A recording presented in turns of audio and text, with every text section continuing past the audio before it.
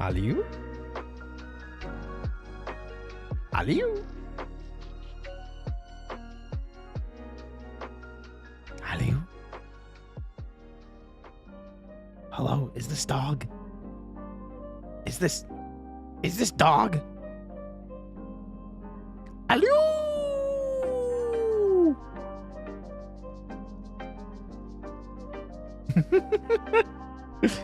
Hi, everybody! Aliu! Hi! Hi, everybody. Welcome to the stream. My name is Chiato, like a macchiato. I'm a coffee-fueled bunny host with a serious passion for voice acting, and I love working out. Welcome in, guys. I hope you're all doing fantastic today. Hey, boss. Hi, Bill Murray. Hello, Bill Murray. Hello. We've got everybody here today. No technical issues on the chat side, which makes me happy. We got everything fixed, you know. We got everything fixed. Makes me happy. Makes me happy. So hello, everybody. I hope you're all doing fantastic. I see there's a ton of chat messages already, and that's a lot. You guys are crazy. I just got here. Oh my gosh. Wild, wacky, inflatable arm flailing tube man kind of nonsense. But guys, welcome to the stream. We are starting May off with a bang. Specifically, for those of you that don't know, we are doing something that I am calling Morphenomenal May, the entire month of May, which is more phenomenal indeed. Every single week, we're going to be doing one minimum stream of Power Rangers related content. And starting Wednesday and every Wednesday for the rest of the month, we are going to be watching either Super Sentai or Kamen Rider in Discord. So if you guys have not already joined the Discord and you want to kind of hang out with the community, watch some shows with us, come join the Discord. You will not regret it. It is an awesome time. Just please make sure that you're 18 plus, because not that we have anything unscrupulous in there, but please, por favor. Heck yeah, geeking out. Yeah, we do love our geeking out. What if it's Morphin Chiato time? I mean, it's always Morphin Chiato time. That's my secret. Bring on the power sword. Yeah, absolutely. I can't do it as well as Kane, but maybe you guys won't have to wait too much longer. Maybe you guys won't have to wait too much longer for the return of Mr. Kane Knight. Yeah. How do we join? Type !Discord in chat, and you can get a link over on the YouTube side by the bot. There we go. Oh my gosh! Thanks for the 10 months. Hey, I appreciate it. Thank you so much. Wow, I appreciate it. Don't have a Discord, unfortunately. Time to make one. Screw astrology signs. Who's your favorite Power Rangers villain? Ooh, tough one. Astronema's really good. Drakina's really good. Ransik's really good. Mesogog's really good. Ooh. No, not !YouTube! Discord. I like the star in your ear. Thank you. Yeah, we kept a little bit of the star themes from some of my previous designs. Very big fan of it. Belmore, thank you for the 19 months. Oh, baby. And Jungos, thank you for the 23 months. Brah. Appreciate it. Fricks, thank you for the 10 months as well. You guys just waited for all of your resubs to come at the same time, didn't you? Over on the Twitch side. You guys just waited. You guys just waited, huh? You guys just waited. Were any of those alerts playing? I don't think I see a single alert playing. Are alerts broken? Hold on a second. Stream elements. The stream elements like down? Question mark? Did any of those play, or am I crazy? Am I crazy? Chat me out. Hello. I'm assuming we have to be 18 plus minimum to join. Yes. Yes, we do have the Discord as 18 plus. Not that we do anything unscrupulous in the Discord. There's no NSFW content allowed or anything like that. But because of the type of humor that I like to make and the audience that I have, I always feel it is of best interest to keep that Discord specifically 18 plus. Keep myself safe, keep the community safe, and things like that. So yeah. I don't think I saw the animations. Let me give it a refresh. Let me give it a refresh there. Yippee! Gay men, damn right. You're goddamn right. Came here to see Roy cheat on me with a newer, younger Iceberg. Listen, I'm just saying. Maybe you should make another Power Rangers video. I'm just saying. Maybe you should make another Power Rangers video. I'm just Hi, Tippo. Thanks for being here. Zade. I like cats. Welcome. Fan art idea having Roy, Kane, and Zeus versions of Power Rangers PR suits. Zeus with a Thunder Ranger suit, Roy's suit, RJ's Wolf Ranger, Kane suit being based on the Shadow Ranger. Any thoughts? I say wait until next week to finalize those ideas. I won't say why, but maybe wait until next week. Maybe wait until next week. Yeah, I think that's a good idea. Streamless chat box seems to be working. I wonder why alerts aren't. Clearly, we just need more people to cheer and subscribe and surrender all your mortal possessions to me. That's what you want to do, right, guys? You guys just want to surrender all your mortal possessions to me, right? Come on. I know you want to. You know I can't stay mad at you forever. Oh, thanks, Dippo. Thank you. Have you watched any Ultraman? No, I don't know if Ultraman's my cup of tea. Ironically, as I have grown in my appreciation and understanding of tokusatsu, as I've watched it more and more, I realize... Oh, Thorn! Thank you for the $2 super. Arigato ne. Yeah, the alert didn't play for that. Maybe the alerts are just broken tonight. I wonder why. They worked last night, didn't they? Or on Tuesday?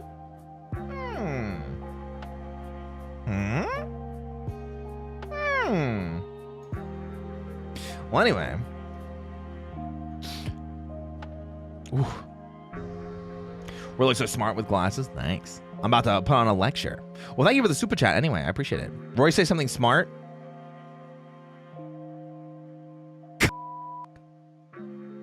Anyway. How's that? YouTube died last time. The chat died, but I don't think the alerts died last time. That's so weird. I wonder why the alerts aren't working.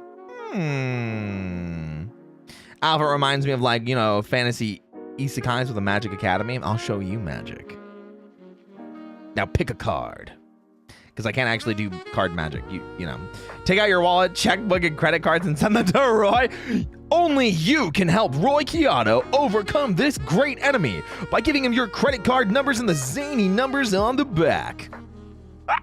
That's how it works, right? Oh my gosh. Oh my god, the hype train's about to die! Guys, be careful! The hype train's about to die! Look out on Twitch! Oh no! Hey, very love. Hey, I appreciate it. Thank you so much for the follow. Welcome, welcome. Welcome, welcome. Curious if you do a video with Kane going over sharing thoughts on the Power Rangers comics. Neither of us have read them, unfortunately.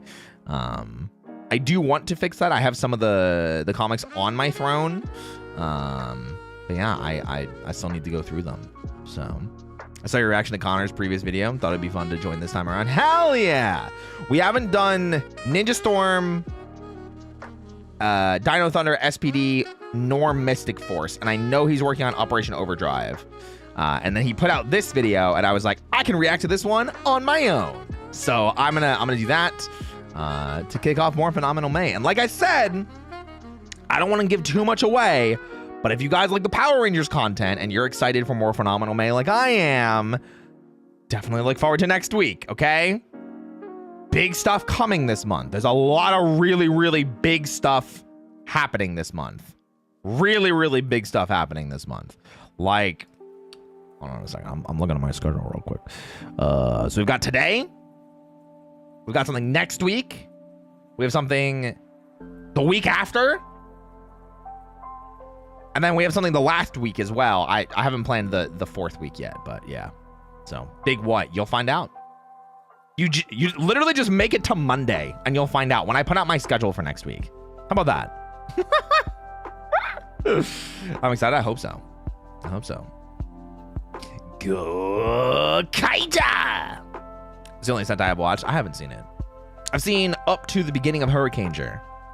Just when the Goraija show up. And then that's about it. Yeah. The only thing I know about Power Rangers is the Nickelodeon Power Rangers Samurai. More of a Voltron kind of person. Voltron's pretty cool. I like Voltron. Hey, thanks for the follows, guys. I appreciate you. Wonder what Connor's reaction to Operation Overdrive will be like. I am curious to talk to him about it. Who knows? Maybe I'll get to pick his brain this month. Maybe I'll get to talk to him this month. Anyway, look over there. Apple. Apple.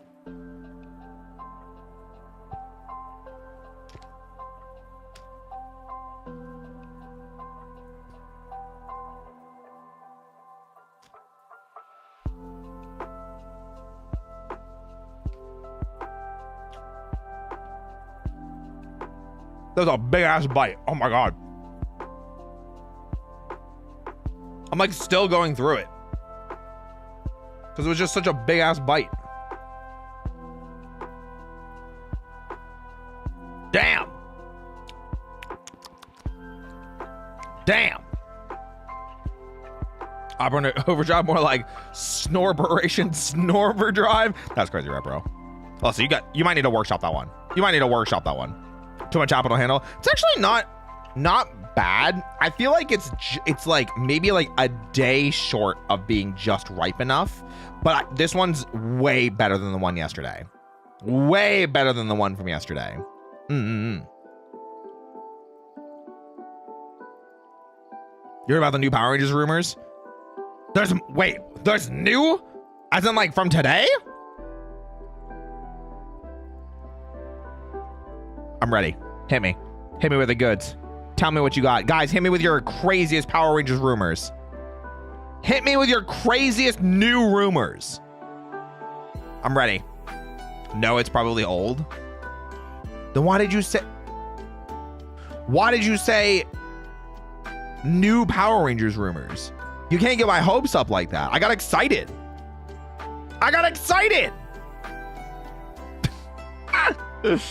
Smash Bros. Power Rangers villains monsters when? Ooh, I don't know.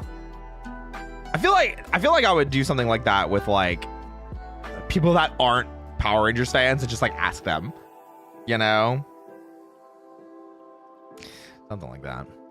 What's up, guys? Welcome to the stream. Hi. I have these new Power Rangers rumors along with Hollow Knight Silk Song here in my basement. Don't mind the bricks and mortar. Oh. Okay. You're gonna like Cask of Amontillado me, are you? You're gonna like Cask of Amontillado me.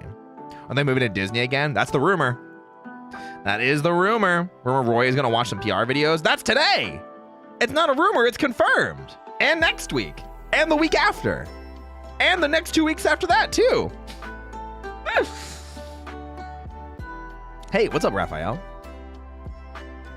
Readapting Gokaiger as the Morphin Marauders? That would be funny. I would never. That's insane. You guys hear this? Repro is trying to kidnap me. Trying to destructionificate me.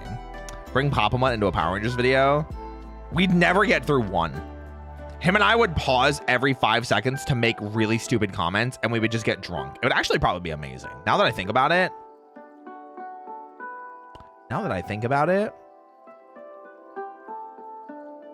might not be a bad idea. Okay. Kuya, Mr. Chiato. Happy good morning. Hi. Welcome in. I hope you're doing well. We checked out the Power Rangers audio drama. There's an audio drama for Power Rangers? What? I didn't know that. Wait, that's actually crazy. Yeah, kill Repro and steal their Silk Song. Himbo to himbo communication. Yeah, we just bounce the pecs. This is how himbos communicate. And we bounce. You know? Good amount of ample jiggle physics, you know? Heard the news on the upcoming Power Rangers book? No. Please regale me. What Ranger city would you live in? Which one's the most likely for me to become a Ranger? There you go. Learning a new instrument hurts? I can only imagine. Hey, hang in there. You got this. Stepdad's birthday. Happy birthday to them. Kane, thank you for the super. Just FYI, there's a mention of personal politics, and I want to let you know before in the chats. What? There's no politics going on. What do you mean? No one's talking about politics. What do you mean? Literally no one is. Oh, in the video? I mean, we'll deal with it. It's a video. It's not like it's my opinion. We can just move past it, you know? I'm just fine. As much as the idea of being a Ranger sounds appealing, I'll take my chances as being a writer. Ooh, but remember, we don't really get writers in America. But also, I feel like I would live longer as a Ranger. I feel like writer, I'm more likely to die. You know? I feel like I'm more likely to get bodied. Someone's gonna destructionificate me. On the 20th this month, a journalist that has some inside info in publishing a Power Rangers book. Apparently, it's a behind-the-scenes look and has BTS info, behind-the-scenes info, on Disney and Hasbro. I guess we'll wait and see. I'm trying not to hold my breath for stuff like that until it's like, until it actually is in my hands, it's not real. You know? Kamen Riders are like based on bugs, right? Sometimes. Early Kamen Rider seasons definitely are. Some of the newer ones, not so much. Yeah, we could be civil. We're the Dusk Bunnies. Yeah. So it's pretty unlikely. Maybe whichever one is Dino Charge. Oh, maybe. Maybe. Yeah. Need to see a trailer casting list before I... Okay, this is serious. Yeah. I agree, Repro. I 1000% agree. Hey, welcome to the stream. Thanks for the follow. Welcome. Been burned on that kind of stuff before. Yeah. Too many like rumors of like, oh man, there's this crazy new concept coming, or this crazy new season coming, and this person's coming back, and this person's coming back, and then it's like 5 months pass and we get no news on it because it was fake. So I made an indie comic about an American Kamen Rider fighting for the Allies in World War II. Forgot what it's called. Ooh, it's kind of interesting. One thing I know about Riders They May Die, they always rise from the dead and fight. I mean, not always. I saw plenty of riders die in Kamen Rider Ryuki. And I saw plenty of riders die in Kamen Rider Faiz. And I saw at least one rider die in Kamen Rider Agito. I'm just saying. I can't decide if I should watch The Masked Rider. Probably not. Just go watch Kamen Rider Black and Black RX. Slayer. Spectre. Thanks for the 35 minutes. I appreciate it. Did a Power Ranger to die or almost die? Wait, what? I don't know what you mean. I don't know what the question is. There have been people like Rangers that have died. Absolutely. Has guaranteed one death before shit's over. Kind of what it feels like now, right?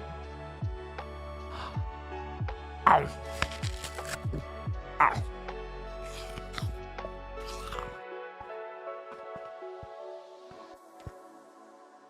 Up.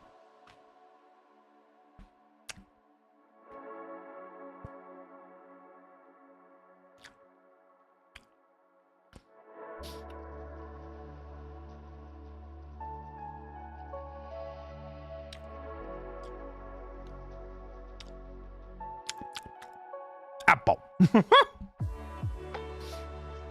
So much died both in the universe and unfortunately in real life. Yeah, we've seen that. I was saying that about Tokujay confirmed it's real on his Instagram. Even got an early look at the book. Again, don't trust it until I see it. Until the official thing is out, I don't believe it. Been burned too many times. Faiz in the arts of not calling someone. Yeah. They have phones. It's how they transform. But alas. Borger? It's up for pre-orders on Amazon. Again, I don't believe it until I see it. I'm just saying. Crunchy apple. True. What's your top favorite 3 rabbit breeds? Bunui.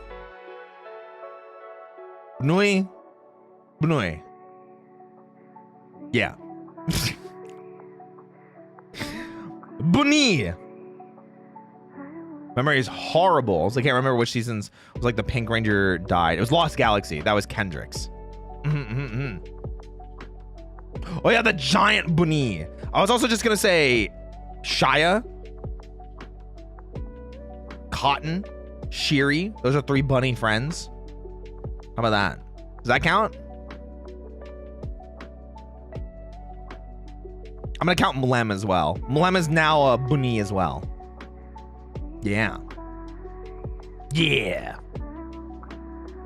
we get a VR Troopers spin-off of the PR comics. Oh yeah, someone did mention that. That one I believe because like the VR Troopers have been prevalent in the comics more recently. Also a Tokusatsu encyclopedia coming in October. I hope we get more stuff like that so we can celebrate Toku here in the West without having to like, you know, hide in the shadows about it. Also, thanks for the follow. Welcome in. Welcome back. If you know anything about Ryukendo, as this was a show I actually saw in my family's country and in their native dub. No, I do not. I'm not familiar. Have we ever got an adaptation of Kuga? Which PR actor would play Godai's counterpart?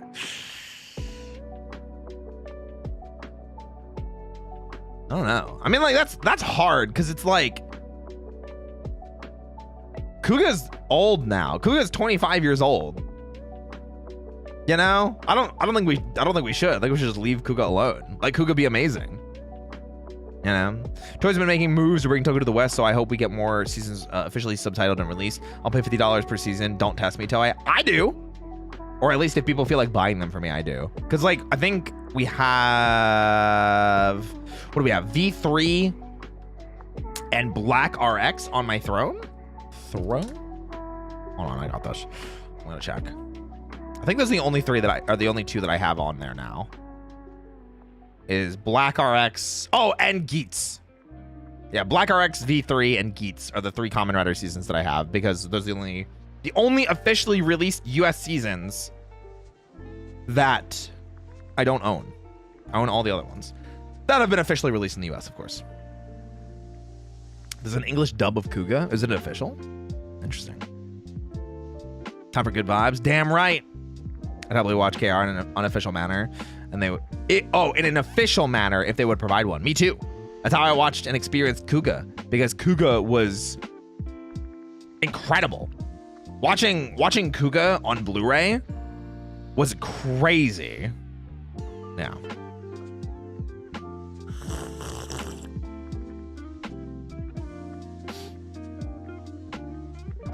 Vin Diesel as Drive. Oh my gosh. With how popular shows for older audiences are nowadays, do you think they can try adapting another season of Kamen Rider? No. I think they would have to do something. They'd have to do one of the newer seasons. I don't think they can go backwards. I think going backwards is too risky. We saw kind of the struggles that Power Rangers had with adapting Go Busters and with adapting Q Ranger. I don't know if that's necessarily because of, when they came out, but I definitely know that older seasons are harder to work with. So, how much obscure trivia do you think you're going to know before the video? Probably a good amount. Tippo's video was really informative, but I feel like even then I was pretty knowledgeable about everything going in. My favorite Reiwa is Prob's Saber. Saber's 2, right? The second season after 01. Yeah. The awkward is because some background character is going to have an old ass Nokia brick. Yep. I am very smart. This is true. I'm so smart. Ultra smart. Saber is second Reiwa? Yeah, I thought so. Yeah. Do you think if we ever got English dubs for Sentai, maybe we can see some PR actors return to their voice counterparts if Toei reaches out to them? I mean, I think that would be cool, but I'm gonna be 100%. I do not see the cost benefit of dubbing something like Super Sentai or Kamen Rider. I know they've been doing it with Ultraman, haven't they? If those do well, I could be wrong, but I think it's just because we've had Power Rangers already. Yeah, I don't think Sentai or Kamen Rider really need to get dubbed. I would prefer to just see official subs, like we have been with Shout Factory, and more of Kamen Rider. So it'd be neat, but unlikely. Listen, I'll dub somebody. Throw me into Kaku Ranger. Kaku Ranger, ninja. I haven't seen any episodes of Kuga, but I have seen the first Henshin. It's been stuck in my head for months. It's so good. Kuga is so good. Yeah. Tom Holland is Zio. That's crazy. Would work with the new series. Don't think going backwards would work too well. I can feel that. I need Kabuto subbed. Cast off. There you go. Thoughts on 80s Center? I don't know what you mean. You're gonna have to regale me with some details. I've seen a good chunk of VR, none of Sentai. I haven't seen Kamen Rider, but I've watched 10 episodes of VR Troopers. We are VR. There we go.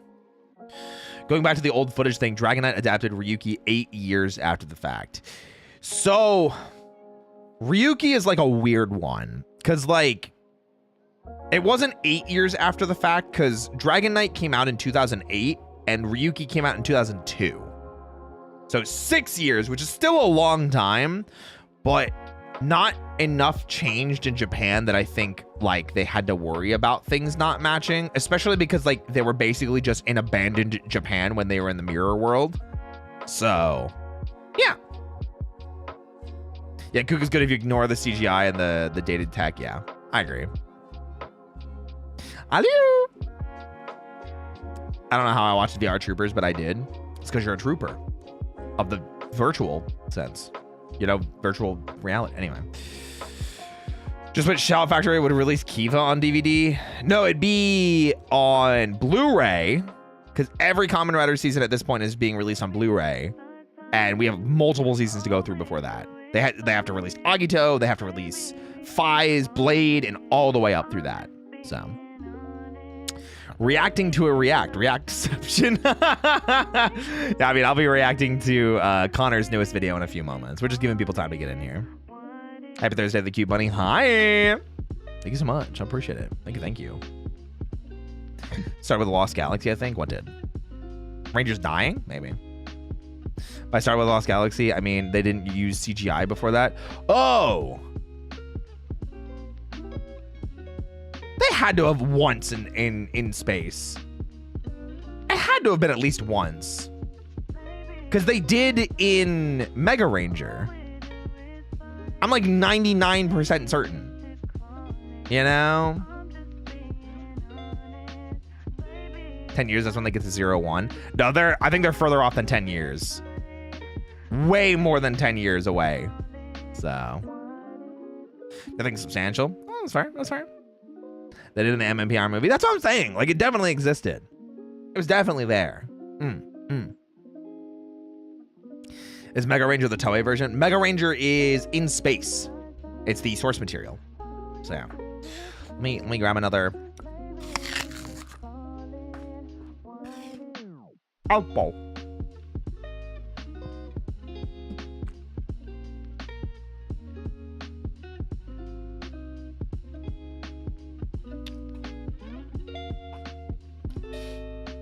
Oh, if you guys are a member on YouTube, the Apple emote is available to you now. So if you prefer to be subbed on YouTube, if you prefer to be a member on YouTube, it works there. I don't know why the YouTube emotes don't work in chat, but I look at like the YouTube side of streaming. I'm glad that that worked. Good. That was something that I was mildly worried about. Okay, good. Good. Hey! Thank you for giving a sub. I appreciate you. Thank you. Thank you. Why apple and never orange? I don't know. I just like apples, you know? I just like apples. Not sure they ever brought it up before, but how do you come across the existence of both Sentai and Rider? Being a child growing up while the internet was kind of like being discovered and like being around for YouTube's inception, I remember seeing like videos of like various Super Sentai seasons being like uploaded in like piecemeal, and I was being like, whoa, I didn't know this was a thing. And then of course Power Ranger with the Lost in Translation episode with Dino Thunder. So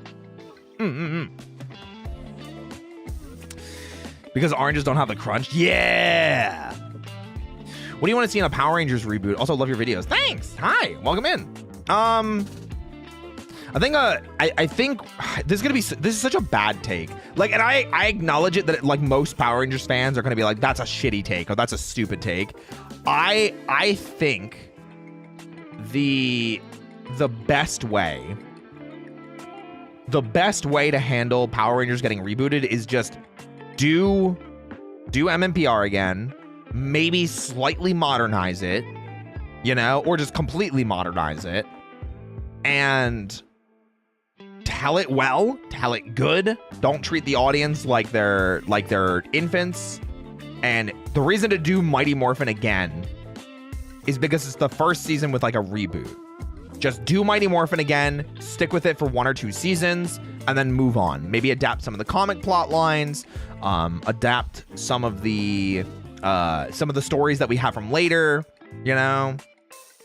I think that would probably be the best way of doing it, because when you reboot something, you go back to the beginning. And Mighty Morphin will turn the most heads, because they could literally just be like, after 30 years, the Power Rangers are getting a makeover, like something like that, you know? And that'll turn heads. That'll get people interested. Just adapt the comics. I don't want them to one-to-one adapt the comics, because then it canonizes them, and there's some things I don't like from the comics. I think taking some things from the comics is great. I think doing Shattered Grid feels like a slam dunk no-brainer, but they need to work up to it. You know? It's the Boom Studio comic series. I mean, to some capacity, you know? I don't want to see it just a one-to-one copy the comics. Do I have a favorite Power Ranger? Yeah, Adam Park, played by Johnny Young Bosch. He's the second Mighty Morphin Black Ranger, Green Zeo, and first Green Turbo. I think doing Shattered Grid on Omega Rangers. Yeah, I think those are the 2 big things. Do Shattered Grid and do the Omega Rangers. And then I'm really good. They can do a cartoon based on the comics. I'd be down for that. Yeah, do a cartoon that's a completely different story or something like that, and it's just completely one-to-one to the comics. I'm down for that. And then just do, you know, a PG version of just redoing Mighty Morphin and on. Power Rangers animated series in the vein of DC and Marvel. I mean, to some capacity, it could be good. Don't get me wrong. It could be good. I like keeping... I don't think Power Rangers needs to hit the PG-13 demographic. It could. But, like, if it hits, like, how Batman the Animated Series did, or Justice League and Justice League Unlimited and Teen Titans did, maybe Young Justice to some capacity, I think they can handle that pretty nicely. Doing a cartoon of Power Rangers would be the animation team behind To Be Hero X would be... Well, I don't think I know that one. But yeah, that's kind of what I'm hopeful for.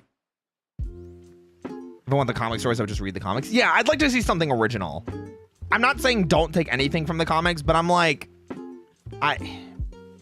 It's cool and all, but this is not a manga to anime situation, and I don't want that. Like in Batman the Animated Series. Yeah, from the 90s. Yeah. I think doing something like of that maturity level would be nice. Because they can tell stories that are still like kind of for kids without treating the kids like they're dumb and not being overly grotesque or overly violent or outside of the demographic and still be able to sell toys. Because like the DC shows of the 90s were insanely popular, and even early 2000s. You had Superman the Animated Series, Batman the Animated Series, Justice League Unlimited, Teen Titans, like so many of them were so good. Yeah, exactly what Hot Tree said. Middle ground, adapt the Boom Studio comics, but leave or fix the weaker elements. Nah. There's like 1 or 2 things that I want, and it's the Omega Rangers and Shattered Grid, and then like that's it. Everything else, just leave it behind. Tell some original stories. We've seen it before. You know, this is not a manga anime situation. I do not need an anime adaptation of the Power Rangers comics.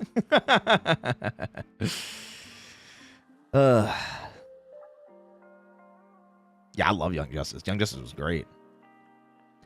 Anime Power Rangers would be a different take. Yeah, because like if they do like an animated one, then I'd be like, all right, yeah, cool, just do the comics, easy peasy. But like if we're talking live action, there's some things that they gotta do. Will they need humor for a PR cartoon? In the same way that like a Batman the Animated Series or a Superman the Animated Series or like Teen Titans has humor. You know, nothing that like I think like breaks the show. But yeah, I mean like it's still, I still think it would be nice. The Batman was also really good. That was like early 2010s, right? Or like 2009 or something. Yeah. OG Teen Titans was the best. Unlike Teen Titans Go. I like Teen Titans Go to some capacity, but not like 2005? 2004? Whoa. Why do I remember it being so much later? It happened right after Teen Titans? Wait, that's crazy. It was around the time the Teen Titans was on air. Oh, they were airing at the same time? That's probably why freaking The Batman did poorly. Don't put like a Robin type character in both shows. That's insane. Wild. It was around Batman Begins, Dark Knight era. Got it. All right, well. Yeah, I hope that that answers your guys' questions. Please do keep those questions coming if you guys have anything that you want to know, or my opinion on things, or my takes, because I know that my takes are not 100%. I know I've got some spicy takes. I know I've got some takes. But we're gonna dive into the video. You guys ready to watch Connor's newest video on the Iceberg of Power Rangers? We've been yapping for like 30 minutes, 35 minutes even. Do you like Batman the Brave and the Bold? Never saw it, unfortunately. I stopped having cable, so it's harder for me to find certain cartoons now. You know, I don't have a way of watching Steven Universe because it's not on like Netflix or anything, is it? Phew. How you doing, Roy? I'm good. We're about to jump into a video. That doesn't seem in a rush, but can we start the video? I literally just said that we were gonna start. Relax. It's on Max. Yeah, I'm not. I'm not paying for Max. Whoop.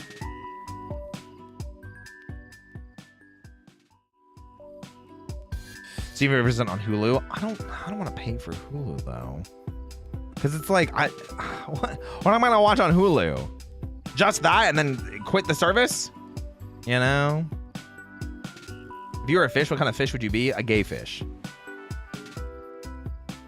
Absolutely. Let me get the video.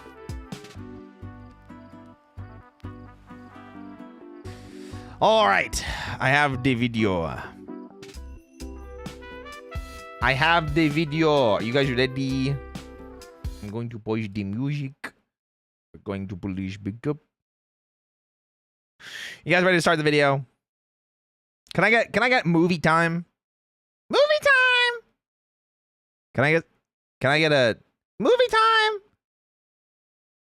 Can I get movie time in chat, please? Can I get a couple movie times? Thank you. Thank you. Oh, you get Apple? Okay.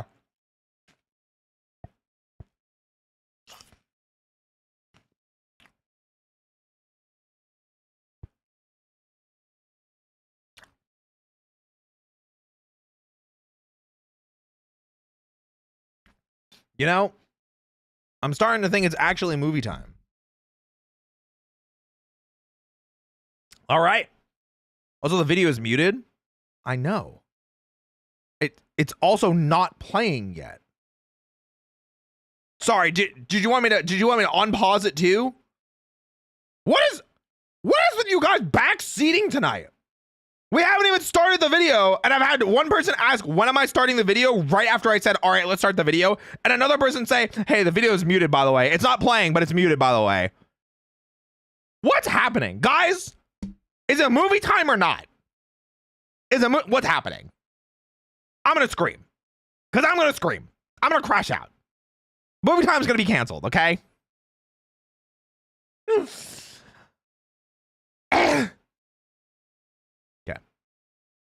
Contrary to popular belief, Roy does know how to computers. That's crazy. Wild. Is there an ejector seat? I'm about to install some. Mods! Install ejector seats in the back rows so I can get rid of everybody as I decide what's happening. We're starting a video. Duh. I've recently been really into... Oh, hold on. That was quiet. I've recently been really into these Iceberg videos. Basically video... Why are you using Tales of Symphonia music? You son of a bitch. You can't do that to me, Connor. Sorry. I've recently been really into these Iceberg videos. Basically videos just deep diving into a It's Azalea, dude. It's the starting topic and learning all kinds of things about it. Yes. With the top of the iceberg being facts and information most people know. Yep. But the deeper you go, the more obscure and sometimes darker they become. We've seen some crazy stuff too. And like I said, from Tippo's video, we learned a lot of stuff that I wasn't aware of. I'm curious how much spillover there's going to be and how much more stuff Connor may have been able to find, if any at all. So I came across this iceberg on Reddit by the user black.44. What? Wait, I want to find this at some point. I think we looked this up after stream. Someone remind me after we finish the video to look this up because I want to look at this. This is such a small picture. Is this a picture for ants? So I wanted to take a more casual. Mods, find this picture for me. Please, mods, find this picture for me for later. Mods, please. Mods, please. Or Dusk Bunnies, whoever wants to find it and just throw it into the Toku channel. Yeah, thanks. Conversational approach here and just discuss it. Because I think it does a great job with the talking points they chose. So join me as we explore the Power Rangers Iceberg. We do love us some icebergs. This will be the second iceberg we've been reacted to. Made mine myself? That's crazy. Why are you just going to take credit like that, Tippo? Starting, of course, at the tippy top. Is that what we're calling it? But first! Are you looking to excite in your card game life? Well, today's sponsor, Fist Out, is just the game you're Connor, you have sponsors? Looking for. Fist Out is a fast-paced strategy card game. Create your deck with tons of unique heroes and races within them. With 7 races and 300 plus cards with unique skills and abilities we let this to choose play from. because we respect Connor here. To whatever liking suits we your respect style Connor best. here. Choose your favorite hero and their gorgeous cel-shaded fantastical designs, and immerse yourself with the backdrop story and character interactions. Every build will be uniquely yours. Respect him. You can have angels team up with Come on, Tippo's tippy top. Shake my hand. Each hero is able to wield different weapons and treasures that'll bring out new levels of challenge and strategy every Connor's time. hustle. Building and nurturing a Connor's almost at 500,000 subs you can now. Join guild. Wait, that is actually crazy. I think when I first started watching Connor, he was at like 100,000 something. Now he's at like 500,000. He is hustling. We love a King Connor out here, okay? Battle friends and strangers alike, and joining competitions, such as the upcoming Fist of Truth tournament. Fist of Truth! Prizes up for grabs. So, I'm blocking the QR Want code. to challenge your card skills and have some fast-paced fun that you'll instantly be hooked on, just like myself? Then click that link down below to download Fist Out, or scan the QR code on screen. Yeah! And if you use my code in the description, you'll receive a starter pack support valued Connor. at $20. Go support Connor. 10,000 gold, 100 diamond. Why is he spanking the wolf? Anyway. 200 dust, 1 rare recruit scroll, and 1 epic recruit scroll. Card games are usually really hard for me to get into. Thank you, but Belmore. Fist Out streamlines this process in such an easy to pick up and satisfying to master kind of way. Plus, the fast-paced nature of the game really keeps you on your toes the entire time. Whatever you say. The characters are really charming. I like staring at them. Don't judge me. So I wasn't gonna judge you, but now I'm gonna judge you. Okay, Connor? Now I'm absolutely gonna judge you. You've been judged. Click that link down below or scan the QR code now and use my special code to get started in Fist Out today. All right. Thank you, Connor. The tippy top. All right, first thing listed here is count. Oh, it's just going through the freaking the picture. Okay. Down to destruction. I believe this is referencing the fact that Power Rangers in Space, the finale, was Countdown to Destruction, and it was initially supposed to end the series. Right? Yeah, we talked about that ad nauseum, that In Space was supposed to be the end, because Turbo was not the colossal success that they wanted it to be. So they were like, you know what? You get one more season, do In Space, go have fun. And then In Space was such a massive success that they did Lost Galaxy, and then Lost Galaxy ended up going over budget, so they took budget from Mystic Knights of Tirnanog, and yeah, that just keeps going. This 2-part finale was supposed to completely finish off the Power Rangers as a whole. I mean, it basically did. The Zordon era almost ends with that, and then we get Lost Galaxy as a nice little epilogue, you know? Until it was incredibly successful. Yeah. And they had to continue making more seasons of Power Rangers. Thank God, honestly. Yeah, and that's a really funny thing that we've talked about ad nauseum, is like, there's so many seasons that are like, this is the last season of Power Rangers, until it wasn't. So like, In Space was the last season until it was really good, and then Lost Galaxy, got picked up, and they went all the way up to Wild Force, and then Wild Force, Disney picked up the rights, but Disney had no plans on continuing the franchise until they saw the potential with the upcoming seasons and the showrunners that they had already picked up from the deals with Saban and everything like that. And then they convinced them to do Ninja Storm, and they went all the way up to RPM, which they announced was the last one. And we could feel that RPM was the last one because the advertising and toy stuff with RPM was really bad. And then Saban bought the rights back. So RPM was supposed to be another last season, and then it wasn't. And then, yeah, it's just... But yeah, pretty interesting. Up next is Disney and Hasbro. Are they just talking about how Like, so originally Power Rangers was with Saban until Wild Force. And then Disney bought the rights from Saban and made Ninja Storm all the way up through RPM. And then Saban bought the rights to Power Rangers back for Samurai all the way up to Ninja Steel. And then sold the rights to Hasbro. Turns out Hasbro didn't even want them, and it was one person who unfortunately passed away before he could explain what his plan was. And then Hasbro is still the ones that had the rights, and we don't know what's going on now. Again, it's kind of in limbo. So I believe that is referencing the fact that Disney and Hasbro own Power Rangers respectively at one point. I would imagine so. I'm not going to look it up because I want to do this off the cuff. Ooh, this will be fun then. I get to test my knowledge against Connor's, and we get to have like a little back and forth where I think like why they're. This is an interesting like tippy top. I feel like this may not be like what I expected to be tippy top. You know, I believe in like 2003-ish. Saban sold Power Rangers to Disney, or Disney bought. What were these poses? Hold on a second. Can we 3-ish? What? When does Jack do this? This must be Bridge. This must be Bridge doing these poses, right?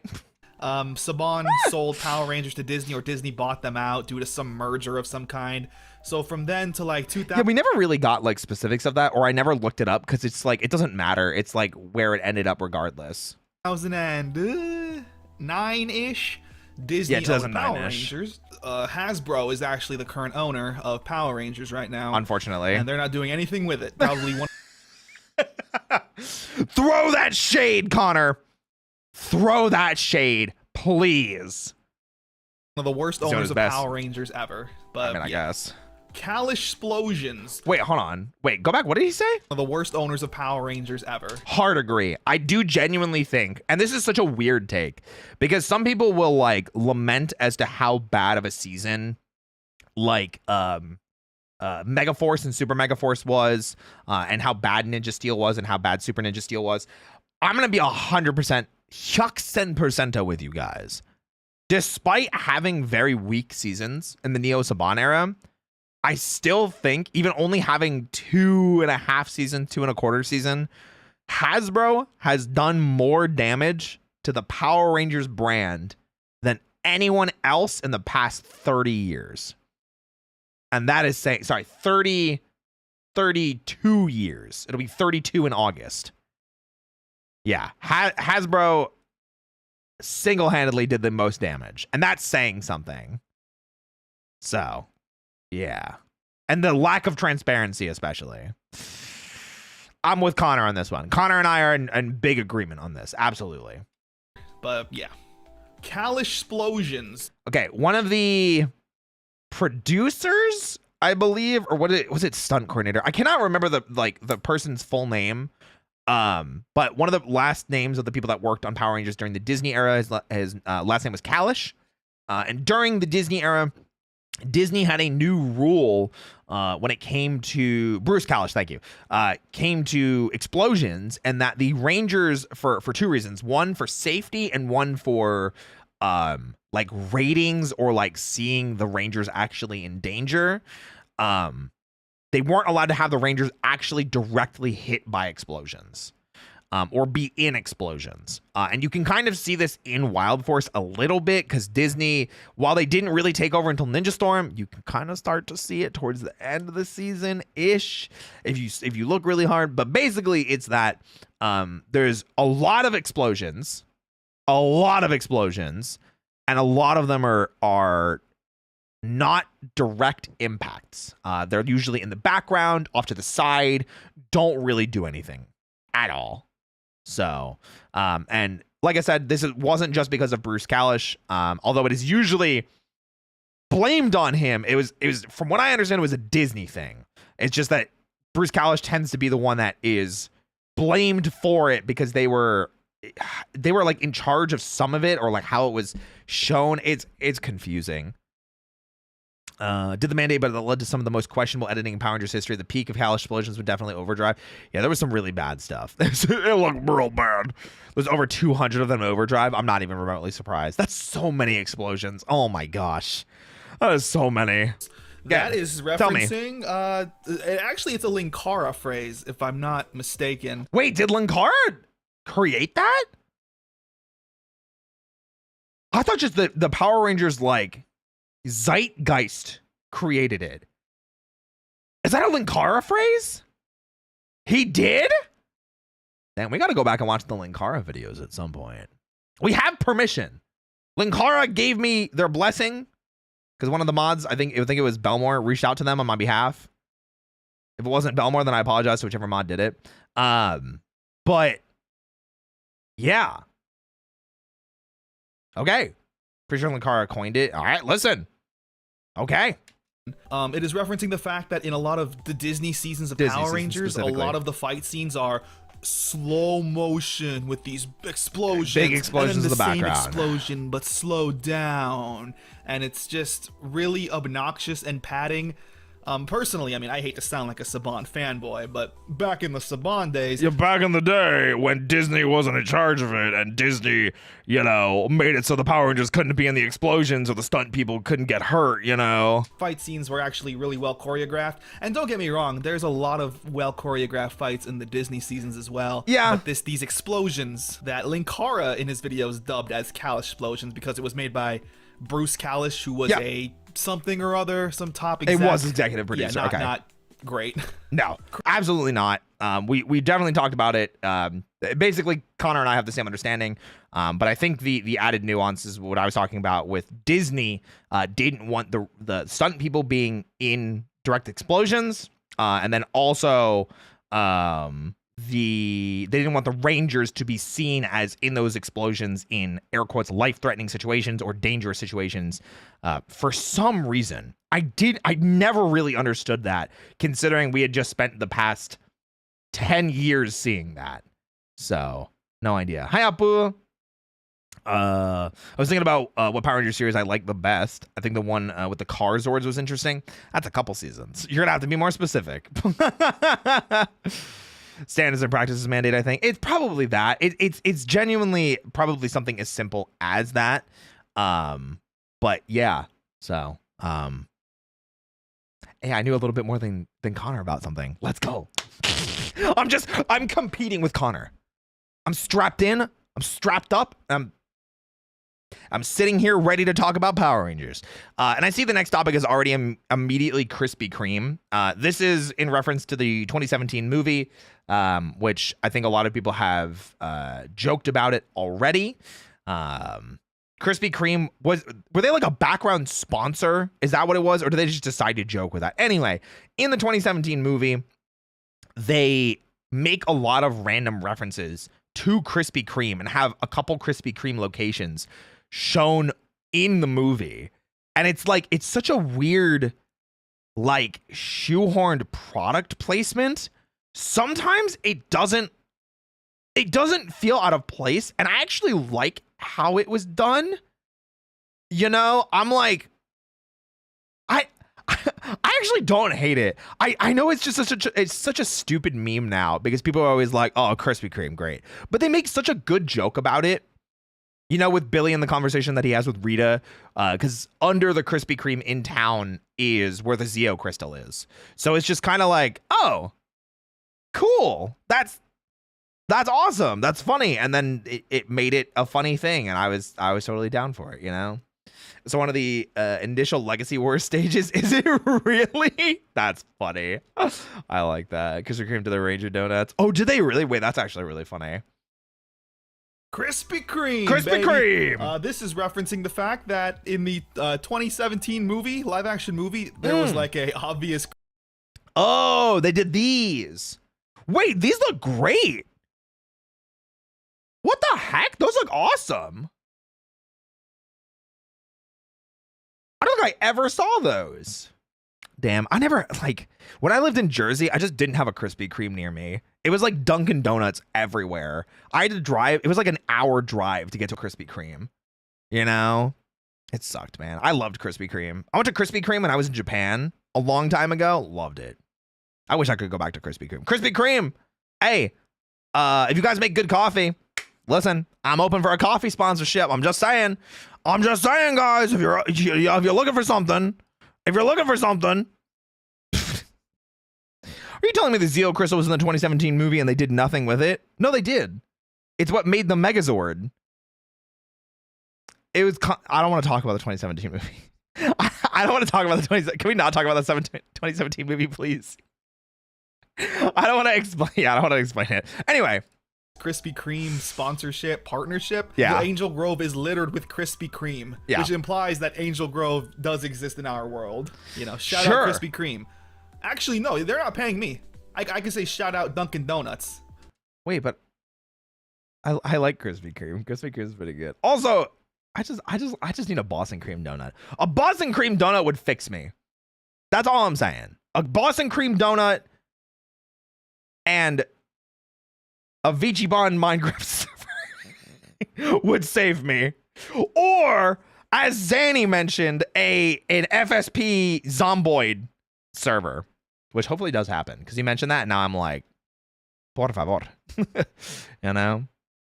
The donuts are good. It can be worth it. I agree. I like their donuts. The Lightning Collection. I think this is genuinely where I get the most pissed off. The Lightning Collection was one of the things I was the most excited for, with Hasbro taking over. Specifically the toy collection. The Lightning Collection is the name of Hasbro's toy line when it comes to Power Rangers. Unfortunately, it's not the only toy line they ever did. With Power Rangers specifically, the idea with the Lightning Collection figures. So these figures that you see, like, here's Chad from Lightspeed Rescue, and this is either Zach or Adam. I think it's Zach, though. They did, air quotes, photorealistic heads comparatively to what they looked like in the shows. Some of them were, like, super spot on. Some of them were like, that's not that person. I don't know who that is. And they had some really cool products. I actually really like this Power Morpher. Literally my only complaint is it's a little light, but I do actually really like this Power Morpher. I have this one. Unfortunately, they never finished the Lightning Collection. So there's entire seasons that never got a single Ranger. Meanwhile, Mighty Morphin got like 17 reprints of the same Ranger with either small tweaks or not a single tweak. And they did it, and like everybody could tell that it was just a cash grab at that point. Because like the first wave being Mighty Morphin, everyone was like, yeah, of course, it makes sense. Here's Mighty Morphin. Yeah, totally makes sense. No one complained about the first wave being Mighty Morphin. Not a single person. Because everyone knew they had to start with it.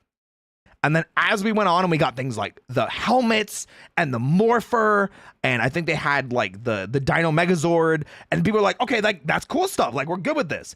And then the Lightning Collection started repeating stuff and like doing a slightly different variants to MMPR stuff. And people were like, okay, like we haven't even finished the second wave yet, and you're already rehashing Mighty Morphin stuff. What's going on? And it continued to just go down and down and down and down and down. And even now I'm genuinely pissed off about the Lightning Collection because we got 4 of 7 helmets. We got 4 of 7 helmets. We never got the Yellow Ranger helmet, the Black Ranger helmet, or the Green Ranger helmet. Which is crazy that we got red, blue, pink, and white. I think that's an insane thing that we didn't get green. And then the power weapons, we got the Dragon Dagger, the Power Daggers, the Power Lance, and the Power Sword. But we didn't get Saba, we didn't get the Power Bow, and we didn't get the Power Axe. And that drives me insane. That absolutely drives me insane because MMPR Black is the one Power Rangers cosplay I have that I would want to wear again. And I was like, this is going to be a perfect opportunity for me to get a really good quality Power Axe and like really nice quality helmet. And they just didn't do Black. And I don't understand why. I'm so mad. Also, Red Dragon, thank you for the 200 bits. I do not know why alerts are broken. I do apologize. I'm so sorry. 100% agree with you on this, and they ended up doing the Ninjetti and the TMNT Ranger figures too, but it bums me out because they never finished and even the Street Fighter and Cobra Kai crossovers. Yeah, so they did so many other crossover figures literally just so they could reuse molds. So like they did like a Cobra Kai crossover. The Street Fighter ones I was okay with because Ryu and Chun-Li were references to Legacy Wars and like then the fighting game as well. But I like those because those are originals. Because it was Ryu and Chun-Li. Like those look dope. They're original Rangers. They look sick. But then they did it for Cammy and Ken, and those looked terrible. Those were atrociously bad. And yeah, and then the Cobra Kai stuff was bad. And then the Ninjetti stuff, I was like, all right, this is cool, but I would have preferred 14 other seasons before we get the Ninjetti Rangers. Anyway, I'm sure Connor will talk about this. The Lightning Collection started as an amazing concept. It was just so good from the start. And then month 2 was downhill trash. This is a collection of toys. Yeah. Yep, collection of toys. Look, why did we get 2 Phantom Rangers? Look at this. This is the invisible version of the Phantom Ranger. They didn't even finish Turbo. And we got 2 Phantom Rangers. They didn't know how to handle this toy line. It was bad. It was bad. It exists. Megazord. Oh, he doesn't even talk about it. Oh, no. Oh, man.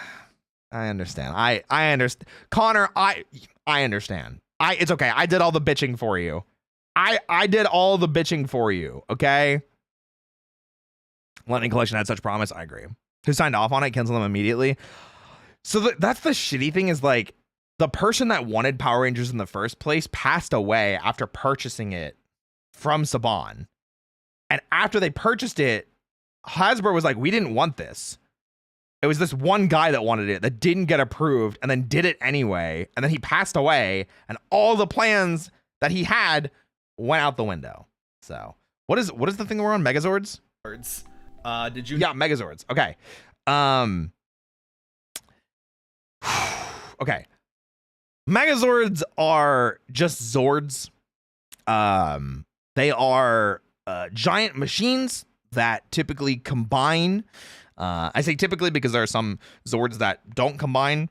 They're just standalones and do whatever. They can either transform, combine, or be standalones. But they are giant robots. Is the best way of looking at them. I never got this confirmed, but one of the jokes that I always make about Power Rangers as a whole is the reason that they went with Zords. They needed the Z because of Zhu Ranger, and because there's so much Z stuff on the MMPR Megazord. So my headcanon is they went with Zords because of the Z for that. So I don't know how true that is. That's what I like to imagine.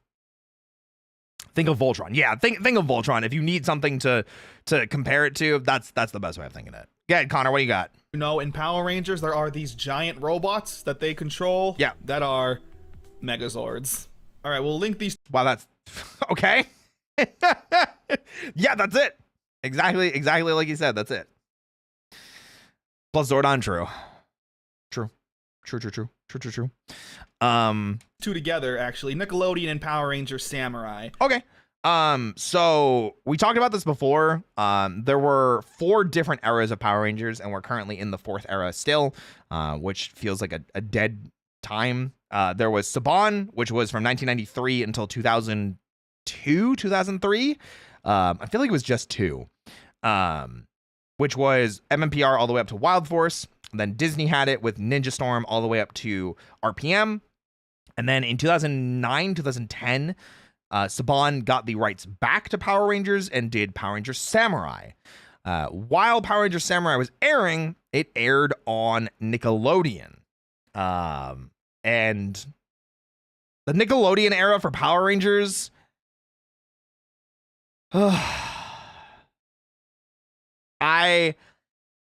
It was really hard to be a Power Rangers fan during this time. I'm gonna be 100%. I'm gonna be so real. I'm gonna keep it $1.50. Nickelodeon did a lot of damage to Power Rangers as well. We later found out that there were entire seasons that were finished ahead of time and like Nickelodeon just wasn't playing them for some reason. This happened during Beast Morphers. I think it was like the entire like second half of the first season. They just decided to wait like 6 months to play it. But meanwhile, in like other countries, they were playing all of it immediately. So people just pirated it and watched it online based on the other version that was airing. And it's the same exact show. God, it was, I just don't get it. The other thing was Nickelodeon had this weird requirement for Power Rangers, and that they had to do a Halloween episode and they had to do a Christmas episode. And I kind of get that. American audiences, Halloween, Christmas are huge consumer holidays, and having them be part of it, I kind of get it. They're trying to, you know, make some money. I understand. Sucks though, because the other thing is that they made them do 2 seasons. So one season is the normal, and then the second season is a super season.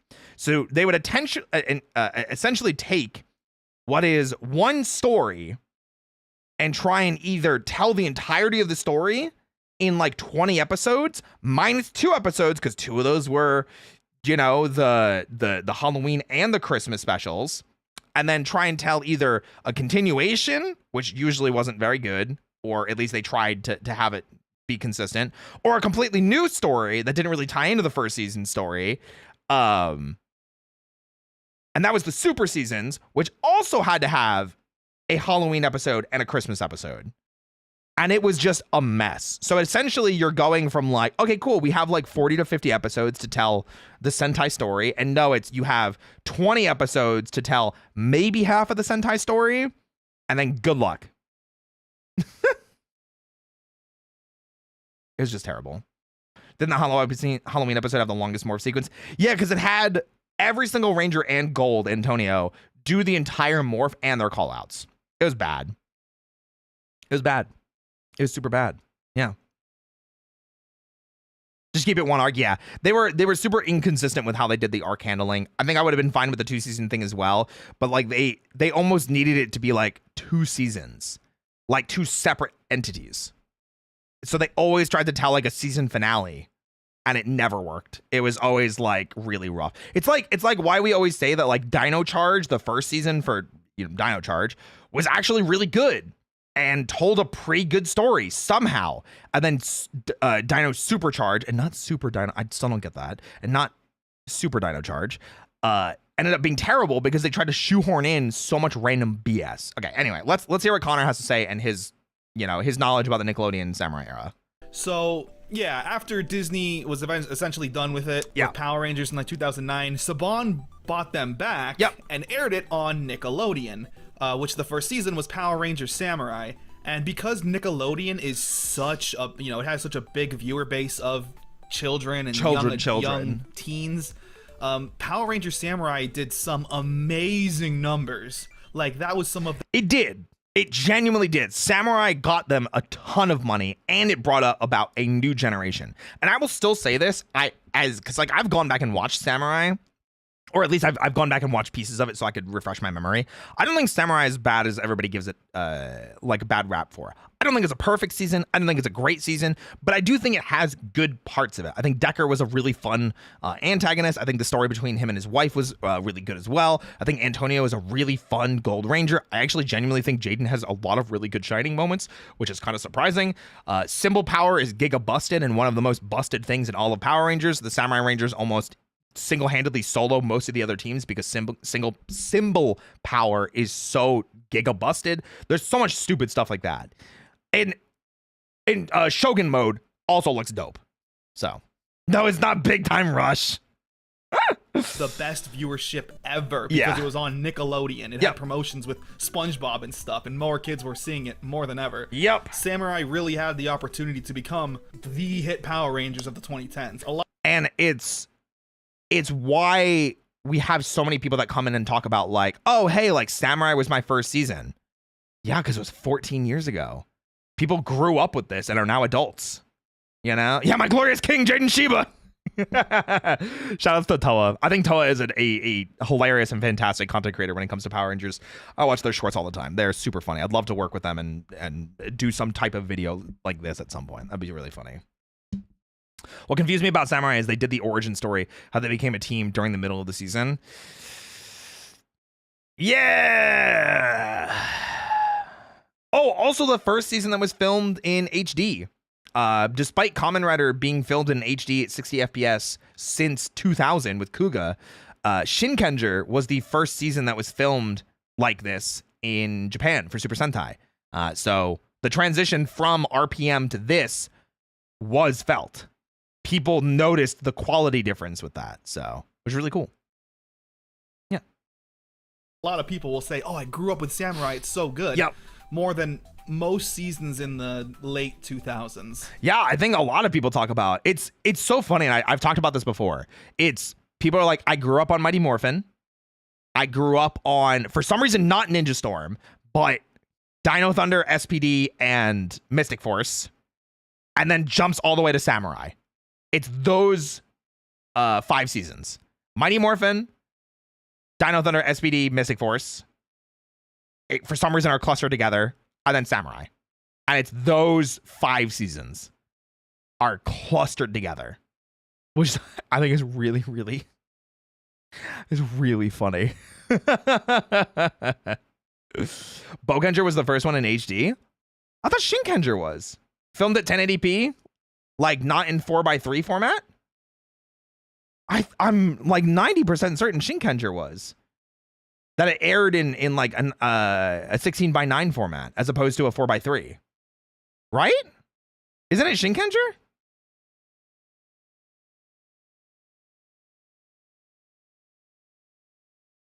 Boukenger was the first in HD? No way. Operation Overdrive wasn't full screen though.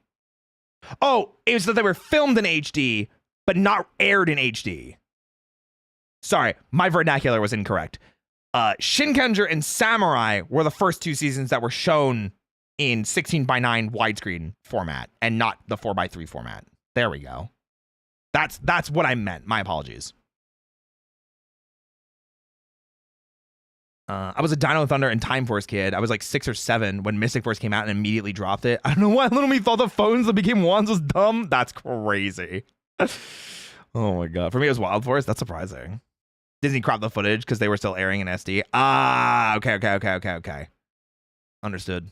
Got here by accident, but love your model. Hey, well, thank you. Hey, I appreciate it. Hey, there's no accidents. If you want to join us for this Power Rangers adventure, please do come in and have a good time with us. We are vibing, thriving, and surviving. We're diving down the deep iceberg. We've been, oh my god, I've been streaming for an hour and we've already, like, we're only 5 minutes into the video. I am a menace to myself. I'm the problem. It's me.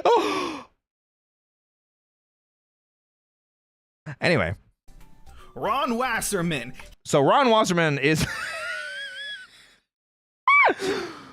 We've talked about Ron Wasserman before. Ron Wasserman wrote the opening theme to MMPR's Power Rangers, you know, MMPR in 1993, 1994, 1995.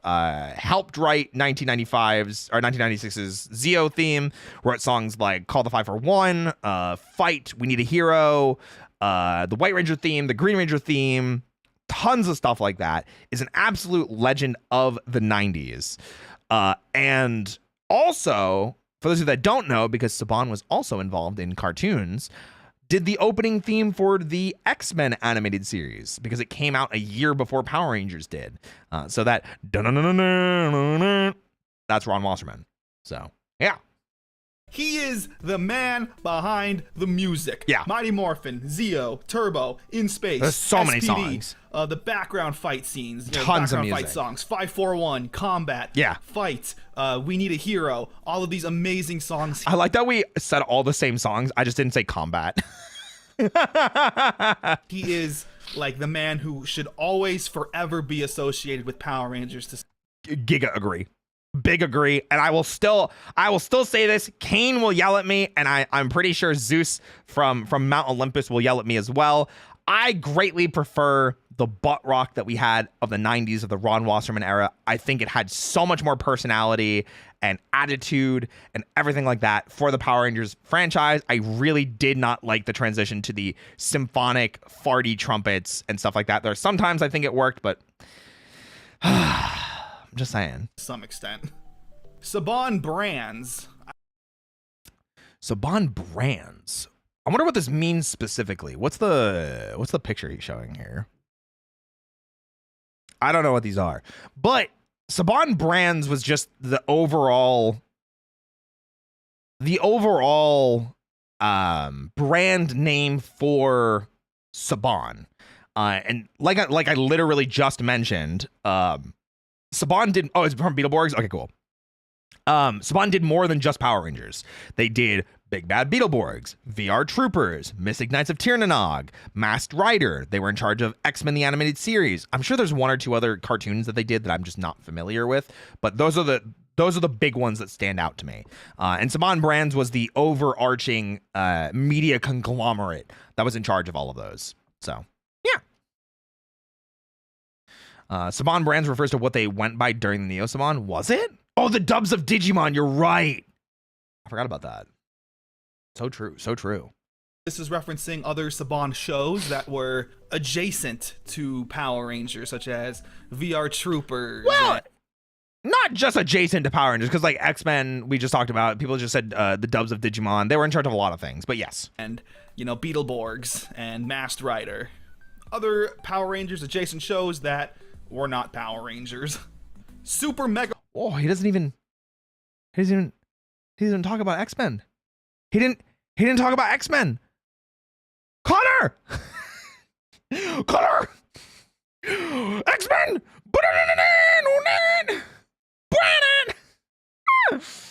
VR Troopers is coming to Tubi soon. What? Oh, I wonder if that means they have the rights to put it out on DVD. Because I would buy that box set. I hope that's what that means. Yeah. Connor made another video. This time it's Mystic Force. No.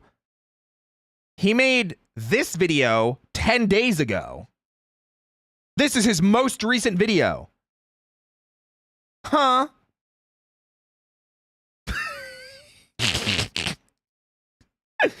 I know he put out Mystic Force, okay?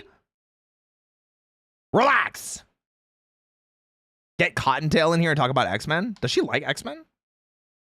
Does Cotton want to learn about Power Rangers? I'll teach Cotton about Power Rangers. Someone grab Cotton for me. I will just grab me a mass of people. And I will educate them all on... Oh, I just got an idea. I just got such a stupid idea. Oh my God, I got the stupidest idea ever.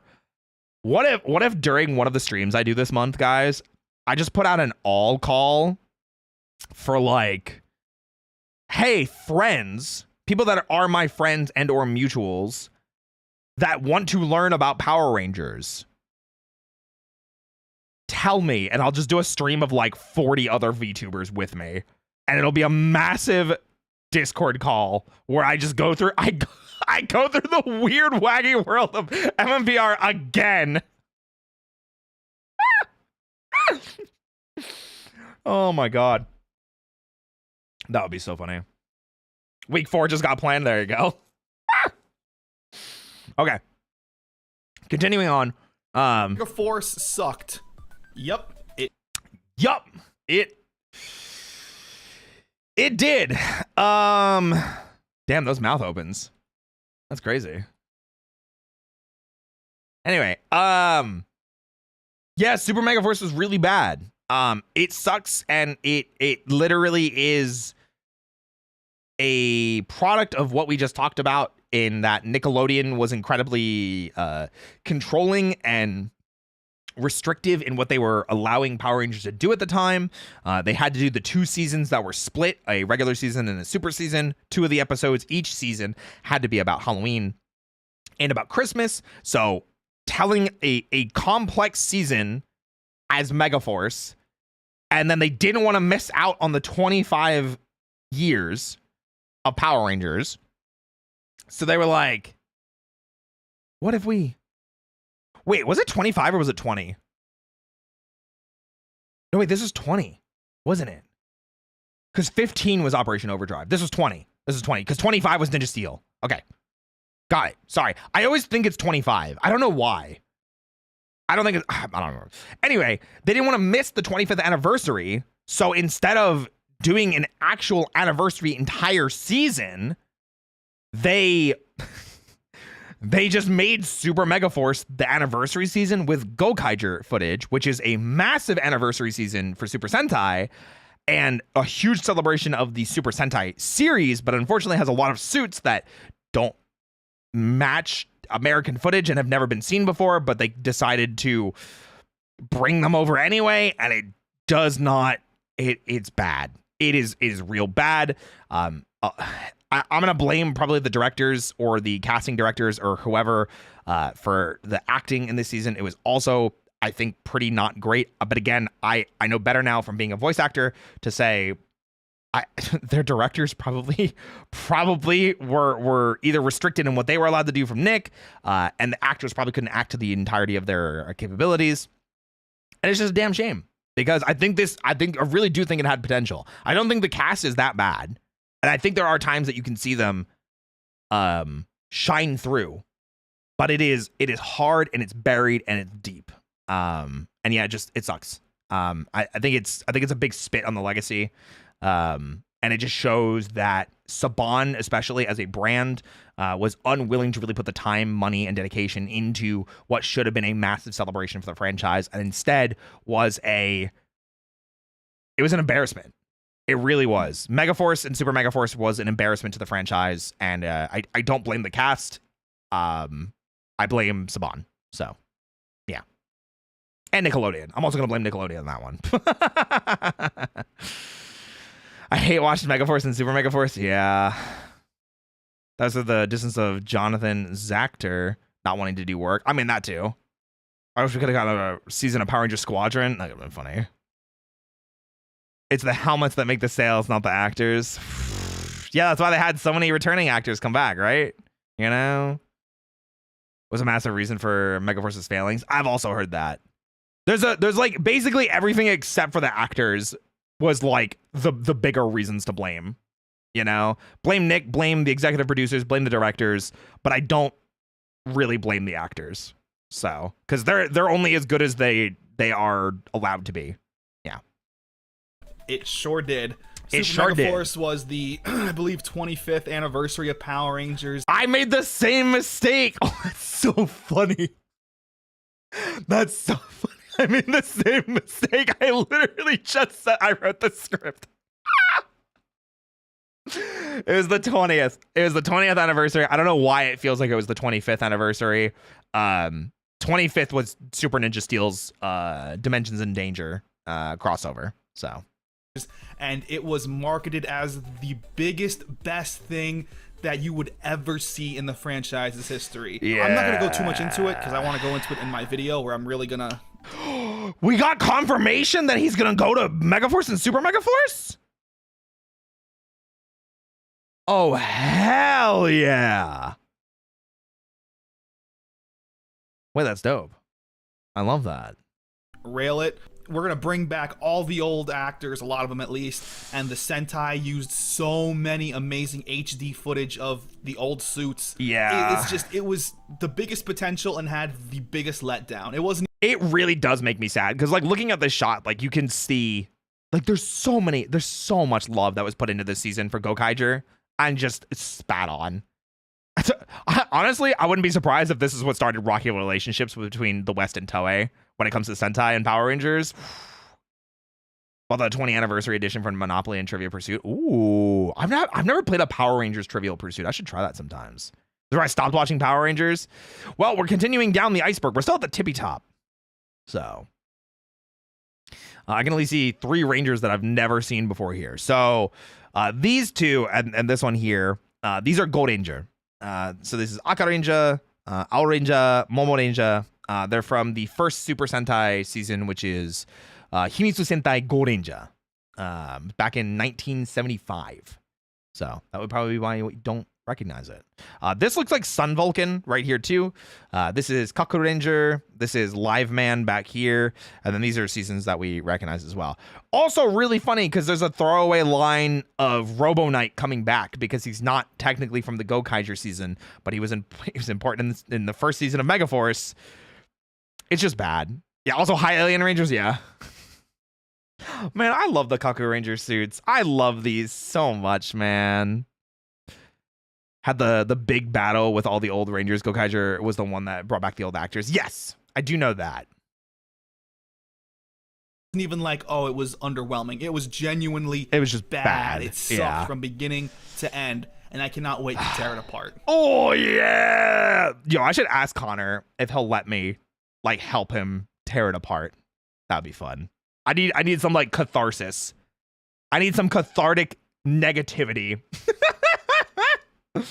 Oh my gosh. Tommy Oliver and Green with Evil. I believe. Interesting double pair here. I'm sure. I believe this is just referencing the fact that Tommy is the most popular Power Ranger ever. Yeah, I think that's fair. Tommy is 100% the easiestly, most identifiable and recognizable character in the franchise. J.C. David Frank was 100% the face of the franchise from probably not the moment that he was introduced, but like when the Green Ranger joined the team and the Go Green Ranger song especially started playing, which was like later in season 1. You could definitely tell that people loved him and that he was a fan favorite and had a lot of charisma and a lot of popularity, and it's just crazy. We still talk about Green with Evil today, and that Green with Evil was a 5-parter back in MMPR. It started in the mid-teens in terms of episodes, so there was like 15 episodes in or something like that. I think I'm off by like 1 or 2 on the episode count, whatever. But Green with Evil, still, I think, some of the best episodes Power Rangers has ever put out. It is a 5-parter. It is fantastic. It is definitely some of the best episodes of Power Rangers, especially MMPR. So, and like I said, Jason David Frank, I don't know what you can say about Jason David Frank that hasn't already been said. Green Ranger to White Ranger to Red Ranger to Red Ranger to Black Ranger, and then back in multiple anniversary episodes, and was in 2 movies, and just absolute legend. 100% legend. A beast. Yeah. Yeah. Like, when you think of Power Rangers, Green with Evil can probably be credited with catapulting Power Rangers into the stratosphere. Probably. Because it was definitely, like, massively popular. And then the Dragon Zord, you know? Like, who is the guy? It is Tommy Oliver. Yeah. And he made his appearance in the, was it 5 or 6-parter? 5-parter. Green with Evil. Yeah. So, yeah, that covers all of the top layer, the basic information that most people who are casually Power Rangers fans probably know, or, you know, you could impress somebody with this.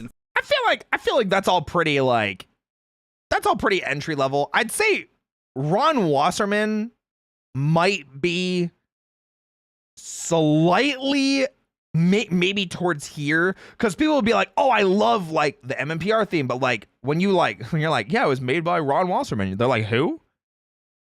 I think that might be more like second layer, but it's like I feel like it'd be like the bottom of the first layer kind of thing, or like top of the second layer. I'm just saying. Information. Getting our feet wet. Oh, because we're getting into the water. I see you, Connor. I see you. All right, moving on to level 2, we have a little more obscure, right? It's a little bit more interesting. Izzy, first canon LGBT Ranger. Yeah. That's technically not right, but also is technically right. Like, okay, so for those of you that don't know, Izzy is the green Dino Fury Ranger, which was the season that was adapted from Ryu Soldier. And my memory's crap. Who's Izzy? There you go. I just answered it. Perfect.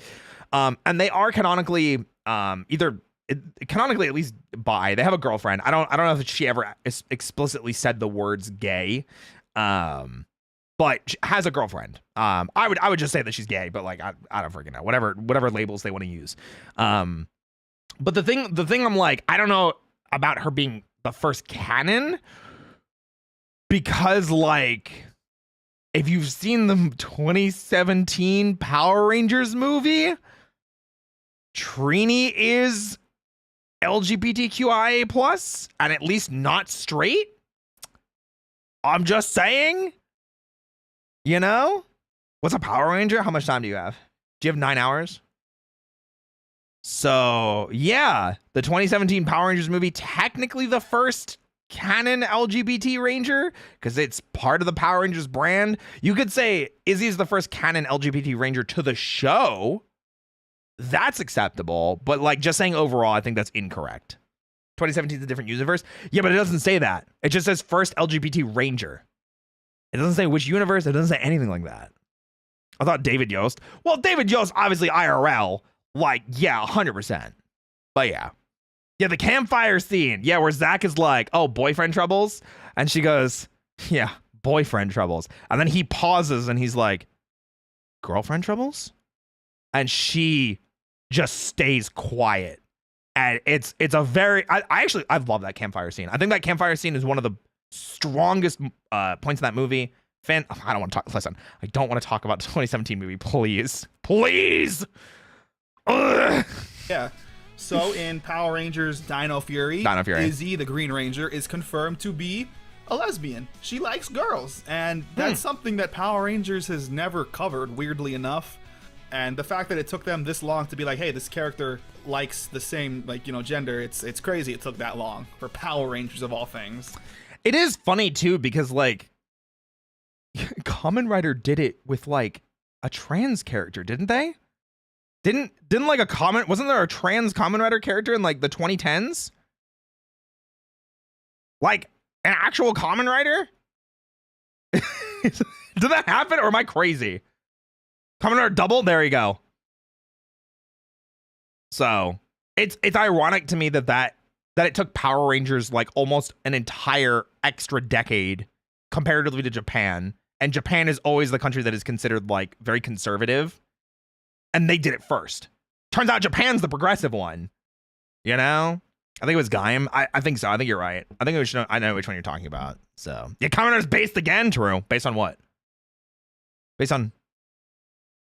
Oh, they meant W for Kamen Rider. Got it. I do agree though. I think they are a cute couple until Cosmic Fury, and then I don't like them because just too squished writing. Masked Rider Cross. That was so fast. I was not ready for that transition. Masked Rider crossover. There's a 3-part series or season opening in MMPR season 3. It is called A Friend in Need. It's a 3-part crossover with Masked Rider, and it was supposed to be a backdoor pilot where they introduced the Masked Rider so he could have his own spin-off from MMPR into the show Masked Rider. It was Haim Saban's attempt to bring Kamen Rider Black RX to the West. It failed colossally. It was a dumpster fire. Really, really bad directing, really, really bad decisions, really, really bad, like, everything. It was a dumpster fire, and I still attribute this to a massive reason as to why we never got more adaptations of Kamen Rider in the West. Yeah. Over. This is referencing the season 3 Mighty Morphin 2-parter opening, whatever. Ironically, this was the first technically time that Super Sentai and Kamen Rider crossed over as well, which is really funny that the West did it before Japan did. Anyway, it was a crossover with the Masked Rider. It was another Saban show adapting Kamen Rider.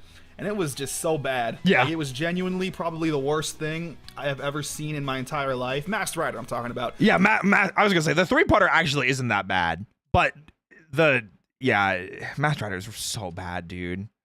Oh, my God. The crossover was also mid because it was acting as a backdoor pilot. So we had to learn about his backstory and everything, which was boring, and we don't care about that. Yeah, it was just Power Rangers for the Power Rangers, right? Yeah, and especially as like a series premiere or a season premiere, it was like, how is this different from what the Rangers were already doing, kind of thing. That's why I always kind of always joke that should have been the season 2 finale, and the season 3 premiere should have been Ninja Quest. I'm just saying that's how it should be. That's how it should be. Okay, that's how it should be. Okay, the Thunder Zords are from Die Ranger. Yeah, so... Ooh. Is this really second layer? I feel like I would have considered this third layer. So Power Rangers adapts Japanese footage from Super Sentai. Mighty Morphin Power Rangers specifically adapts the season Kyoryu Sentai Zyuranger, which is a dinosaur fantasy theme, where the Rangers are like ancient warriors that lived in dinosaur times, come to the modern age to fight Bendora the evil, not Space Witch, just witch. And by this point, Zyuranger was the 16th Super Sentai season, so they were used to starting new seasons every single time. Dairanger was the 17th season, and where Power Rangers was still very new and had caught lightning in a bottle, and Saban didn't want to risk losing the brand power of the suits and the helmets that they had. Instead of adapting the Dairanger suits, they decided to keep the MMPR suits and just adapt the Zord footage. That way they could keep some of it. It ended up being incredibly expensive. I think it's a huge decision that ended up hurting them a lot in the long run and led to a lot of weakness in season 2, among other really obvious decisions. And then season 3 of MMPR, I always think about what could have happened if they wrote it differently. You know, if it was written differently and everybody had the Kaku Ranger suits from the get-go, I think that would have been dope. This is barely second layer. I feel like a lot of people know this sort of stuff by now. I almost feel like this is third layer. I feel like they don't. Like I'm thinking about like layman's though. I'm wondering if this is like, is this a Power Rangers fan you're talking to, or is this like someone that doesn't know Power Rangers? Because like layer 2 is like, okay, maybe I'm just overestimating or underestimating like knowledge bombs, you know? So yeah, Dairanger is one of my favorite seasons. I did rewatch it recently, and it didn't hit as hard as it did the first time, knowing like all the plot twists and everything.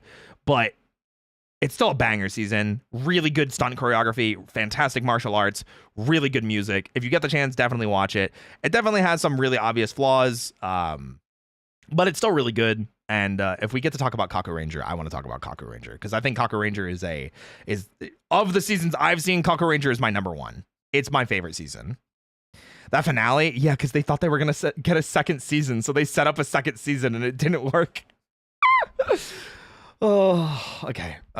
Oh, yeah, the Thunder Zords in Season 2 come from a completely different Sentai. Yep. Which is interesting. For an interesting fact I'll add myself, is that if you watch a lot of the Season 2 Megazord fights, yep, at least in the beginning, they're doing battle with monsters from Zyuranger. So you'll never see the Thunder Zord and the monster like in the same shot. We talked about that, I think, during our watch along with Zanny. But a lot of the footage you see here, you can see it's probably really hard to see from this alone. Let's see if the sparks clear a little bit. You can kind of see it from this shot. But this is the Dino Megazord, because this was from Zhu 2 footage. Yeah, they had to have like really weird editing to make it like that. So monster like in the same shot. Which really, you will see the monster getting attacked from a hand or a weapon, or the Thunder Zord falling over, because they're essentially splicing in 2 different fight scenes together to make it look like they're interacting. Yep. Because it's from 2 different Sentai. So it is really clever how they were able to do that. They did hide it well for like what they were trying to do at the time. It's just such an awkward thing, because you get so many like internal shots of the cockpit and it's just stupid. Yeah, YouTube poop this tokusatsu. Exactly. Ron Wasserman's demo theme songs. Whoa. I don't think this is a level 2. I think this has to be a level 3. Okay, so Ron Wasserman, obviously we talked about already, and the songs that he did demos for other seasons, and they didn't end up getting used, but he did a demo especially for Mystic Force, and it wasn't used. And then what was the other one he did? It was for Mystic Force, and what was the other one? It's one other season, isn't it? Did he do one for SPD, or was it just that he helped write SPD, like SPD's theme? I can't remember. RPM? I don't remember. Connor probably remembers. I know he did other openings that didn't end up getting used. So I believe this is referencing Ron Wasserman. After he did SPD, Disney was like, yo, this guy's actually good. No one. Okay, good. Wonder he was the voice of Power Rangers for years. Yeah. And they had him do a theme song for Mystic Force. Yes. Okay. And that makes sense because Mystic Force was right after SPD. Okay, good. We did not get the wires crossed as much as I thought we did. And he did a demo or a theme song for Mystic Force, and they ended up not using it. But it's kind of a banger. I'm not gonna lie. I really liked it.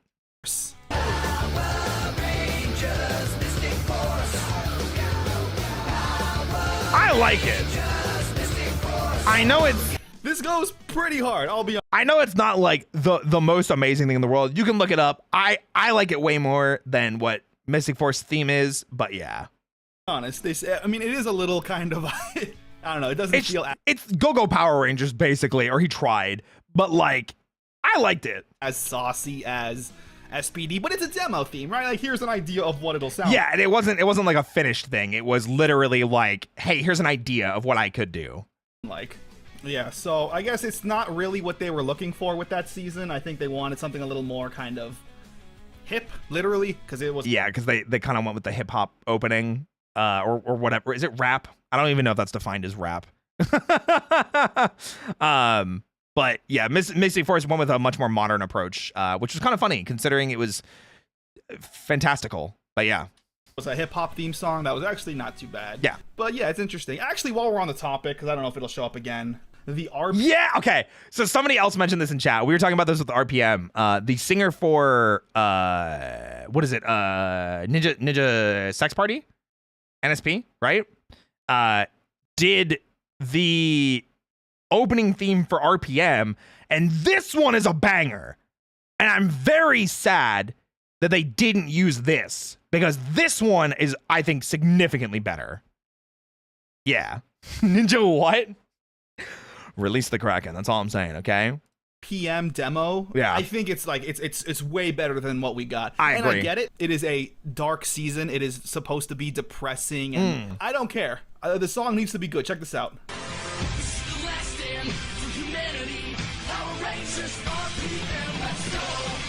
Yes. It's got a fun pop punk vibe. Check this out. Here we go. It's so much better.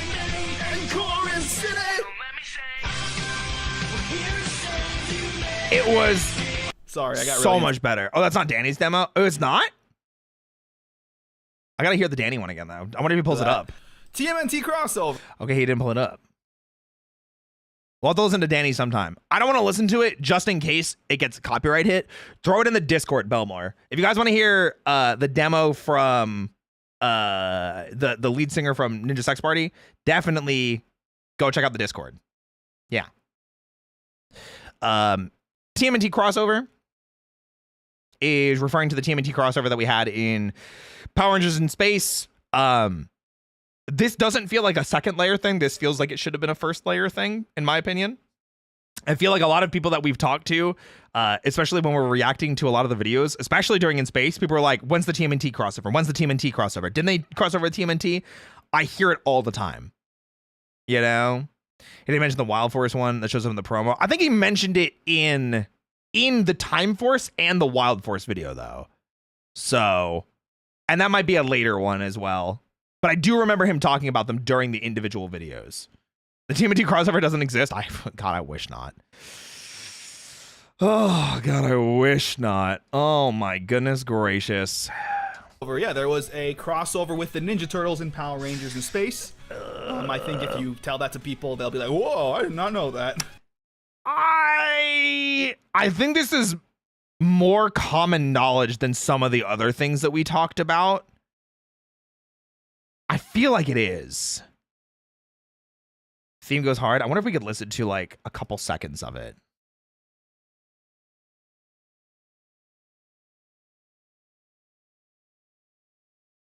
Couple seconds. Let's go to the middle of it.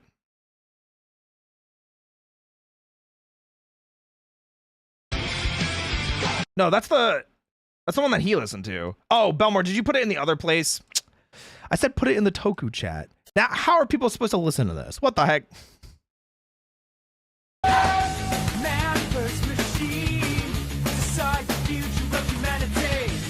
It's very different. It's very different. Not your fight. I'm just giving you a hard time. It's a very different theme. But I like both. I think they're both better than what we got for RPM, unfortunately. It's a bot. Yeah, absolutely. But yeah, TMNT, I don't like this crossover. Why did people behind it make new monsters out of 2 different costumes? Why didn't they just use the whole Barra Police costume or Varric's costume instead? I have no idea. Genuinely have zero clue. I could not tell you. Probably budgeting. There's a lot of really funny budgeting things that happen in space that I learned from Tippo's video, like the use of the Batman and Robin figures for the Psycho Rangers thing. That was funny. Didn't know that, but I promised myself I would remember it. Legacy Wars. The mobile game? Okay, if this is what I'm thinking of, the mobile game, it's just a mobile game. It's a gacha. It's still going on from what I understand. How do I join the Discord? !Discord. That's like all I know about it. I don't know much about Legacy War. I think I played it like at one point just for the sake of like being like, oh, what's this? And then I was like, oh, get me out of here, you know? It is a video game, Legacy Wars, on your phone that I think still gets updates to this day. It's, as far as I know, it is still being updated to this day. They have some crazy, like, I think it's like every single season is finished in terms of like Rangers, you know? But it never gets promoted anywhere because I don't know why. They just don't want to talk about the game. Because it's like a decade old, right? This came out in like, I feel like this came out in like 2012, 2013. This game's old. And for a mobile game to like live a decade long, that's crazy. You know? It's... So yeah, no, it exists on your phone. You can play Legacy Wars. It's a Power Rangers fighting game that I believe gets fairly constant DLC updates. Yup. Tommy was 5. Came out around the 2017 movie. Oh, I thought it came out before that. Tommy was 5 Rangers? Is that the next one? Oh my god.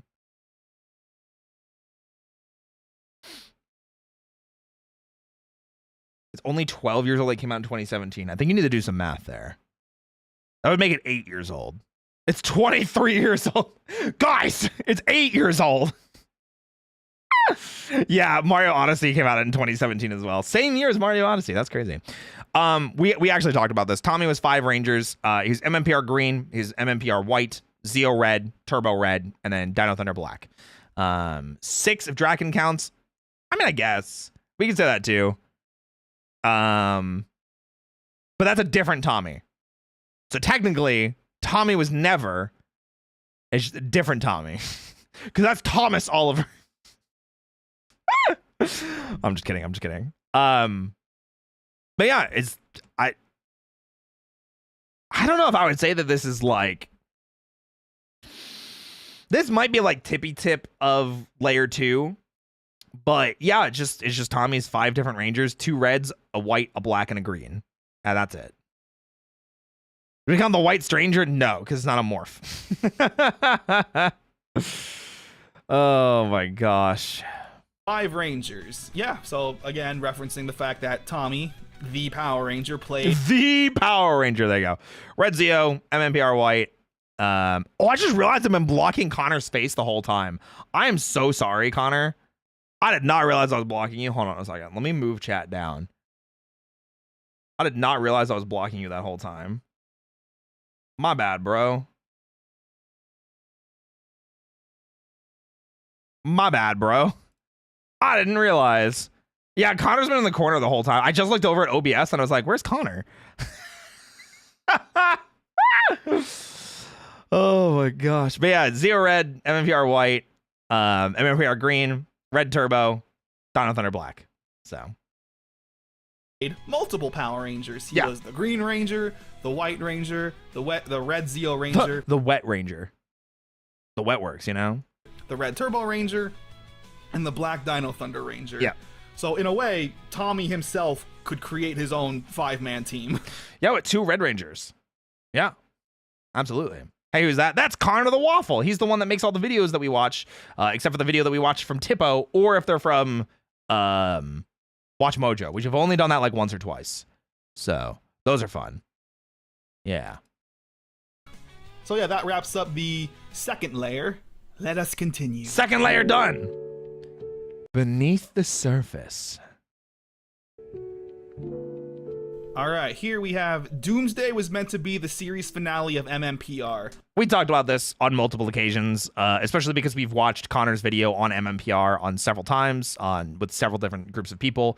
MMPR season 1 was only originally shipped for 40 episodes. So they wrote Doomsday, which is episodes 30 and 39, or I'm sorry, 39 and 40 of MMPR season 1.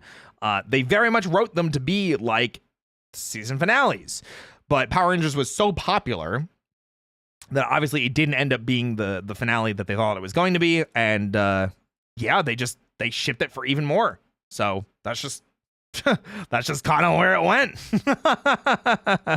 The Alien Rangers were the Wet Rangers, the Blue Ninja Storm Ranger. True. But yeah, so that's all there is to that. Yeah, so Doomsday was I think 30 episodes into season 1, I think, maybe 40, I can't remember. It's 39 and 40, yeah. You know, it was a pretty big, epic fight with this big, epic Lokar monster. Yep. And it did feel like if the show didn't catch on, it could end there. Yep. The Rangers are like, we did it, but we're going to keep fighting because we want to. Yeah. If you want us to, viewers, right? If you want us to, guys. If you believe hard enough and you go to your local Toys R Us and you buy the deluxe Mighty Morphin Power Rangers Megazord, the power is on. Mighty Morphin Power Rangers. Evil space witch Rita sends down her evil space aliens. Is Toys R Us still around? Isn't there like 1 or 2 still like functioning? I don't freaking know.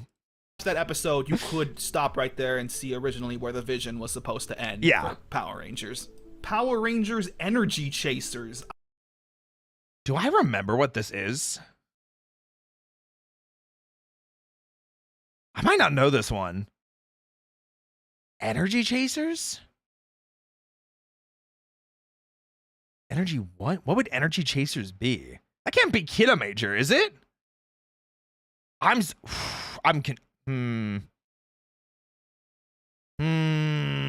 Energy Chasers sounds out there. I feel like I've heard so many other fan theories and season names. I don't think I've heard this one. This might be a new one. I remember this one. Was this in yours, Tipo? Because I don't remember this one. Let's see what it is. I believe this is referencing what was the season in America? Beast Morphers. Is Beast Morphers? Oh. First, I was gonna say Go Busters. I believe this was supposed to originally be after Super Mega Force. I think in Japan, the season after Gokaiger was Go Busters. So yeah. This was originally supposed to be it, and they didn't do it, and they moved on to Dino Charge. Was this like an actual thing? Like it was like planned? I've never heard this name before. Whoa.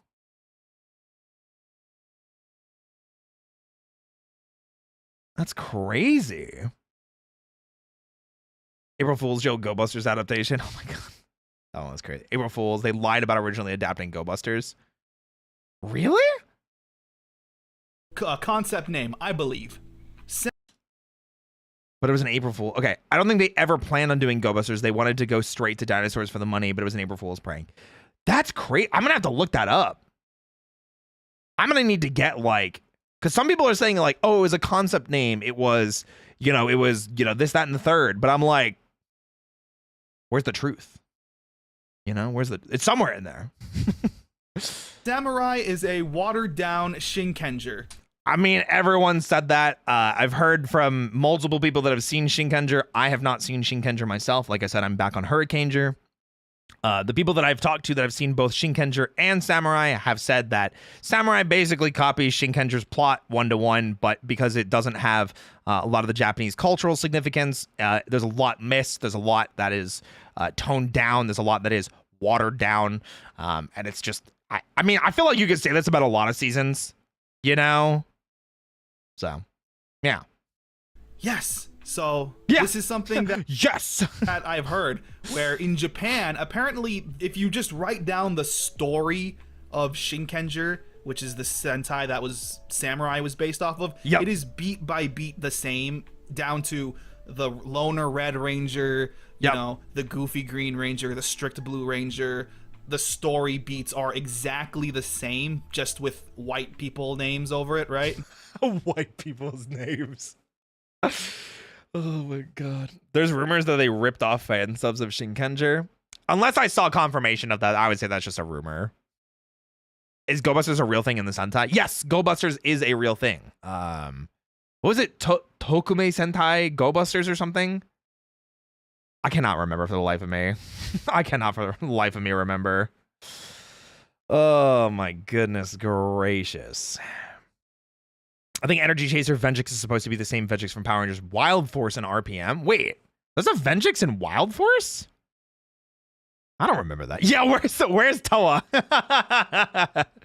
My glorious king, Jin Shiba.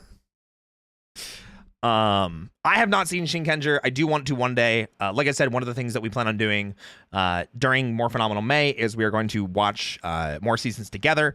I plan on in the Discord, starting next Wednesday, we're going to be watching either Hurricaneger or Kamen Rider Blade, and finishing both of those before the month is over. So I'm sure Vengeance isn't in Wild Force. If it is, it's a different Vengeance. Because Vengeance, and I know it's the RPM one. That is confirmed. So Shinkenger was my first Sentai. I heard it's really good. Most people put it in their top 5s. So name of the land Beetleborg in Forever Red. It's that. There you go. But it's not the same Vengeance, different Vengeance. But Shinkenger I've heard is really good, so it's really weird. That's so weird that it really looks like the same shot, almost. How Samurai somehow took the exact same story, but it was bad. I don't know, I'd have to check it out, but that is interesting. I want to check it out too, because I made this joke before that, like, the reason Time Force is so good is because they copied Time Ranger almost 100% the same. Almost. And the things that they changed in Time Force versus Time Ranger, some of them are really good. Some of them I don't particularly love. But like, that's why Time Force is so good. Because for the most part, it's like 95% accurate to what Time Ranger is. And then Wild Force has the same exact problem where it's Gal Ranger, I don't think is that good of a season. But they did copy it 1 for 1, and it wasn't a good season. So not that it wasn't a good season. It wasn't as good as Time Ranger. So by copying the same thing again, it didn't work out the same. So different main villain. Yeah. Like, I think Master Org actually probably better main villain in Wild Force. Because I think Wild Force did do some stuff that was really good. Yeah. Pieces of Wild Force are good. I don't disagree with you. I'm not saying Wild Force is bad. I'm just saying comparatively, like, I think Time Force and Wild Force, I think there's a clear down. There's a clear downgrade. And that's my point, because from Time Ranger to Gal Ranger, there's a clear, like, Time Ranger is like a 10 out of 10. Gal Ranger is, like, in my opinion, like a 7.5 out of 10. And then I think Wild Force is like a 7 out of 10, maybe 7.5 as well. That's kind of what I'm saying. No one gets inside our circle.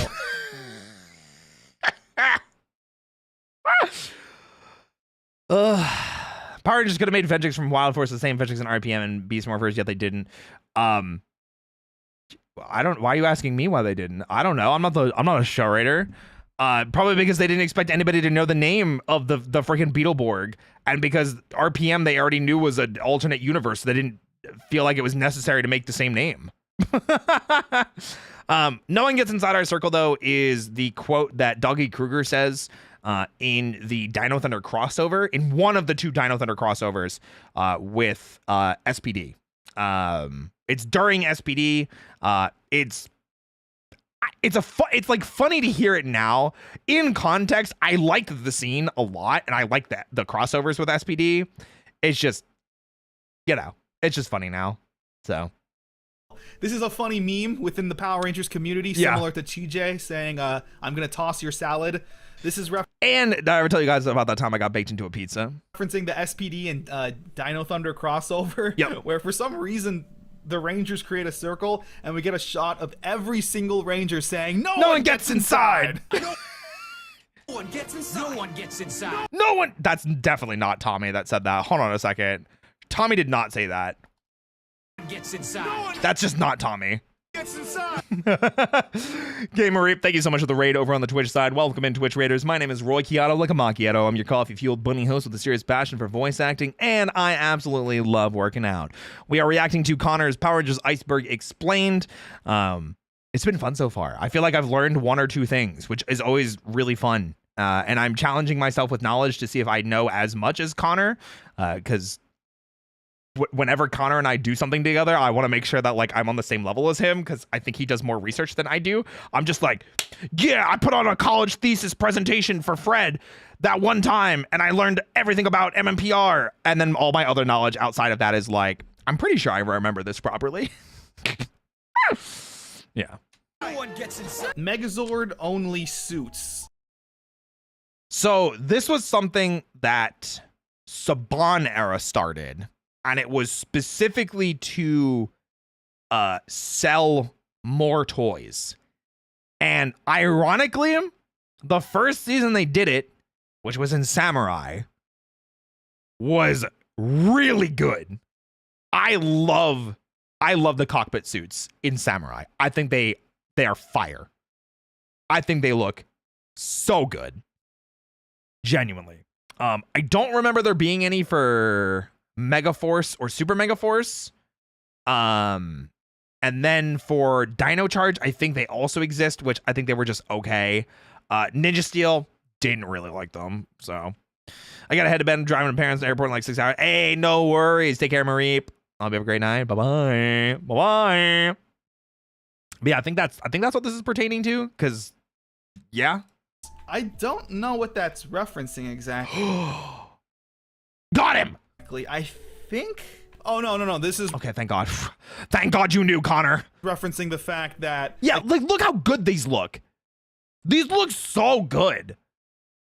Right? In Samurai, there are these suits that they made that look really, really cool. That yes! Based Connor W.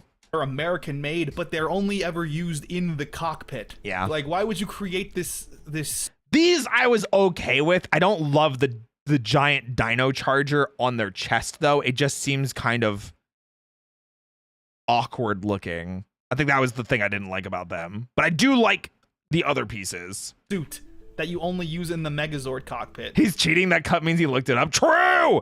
Mods! Untie his shoelaces. Which doesn't need to really exist. I don't know.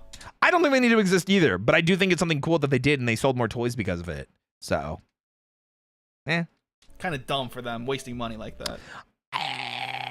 They made more money because they sold toys. Nick Simpson as Calvin.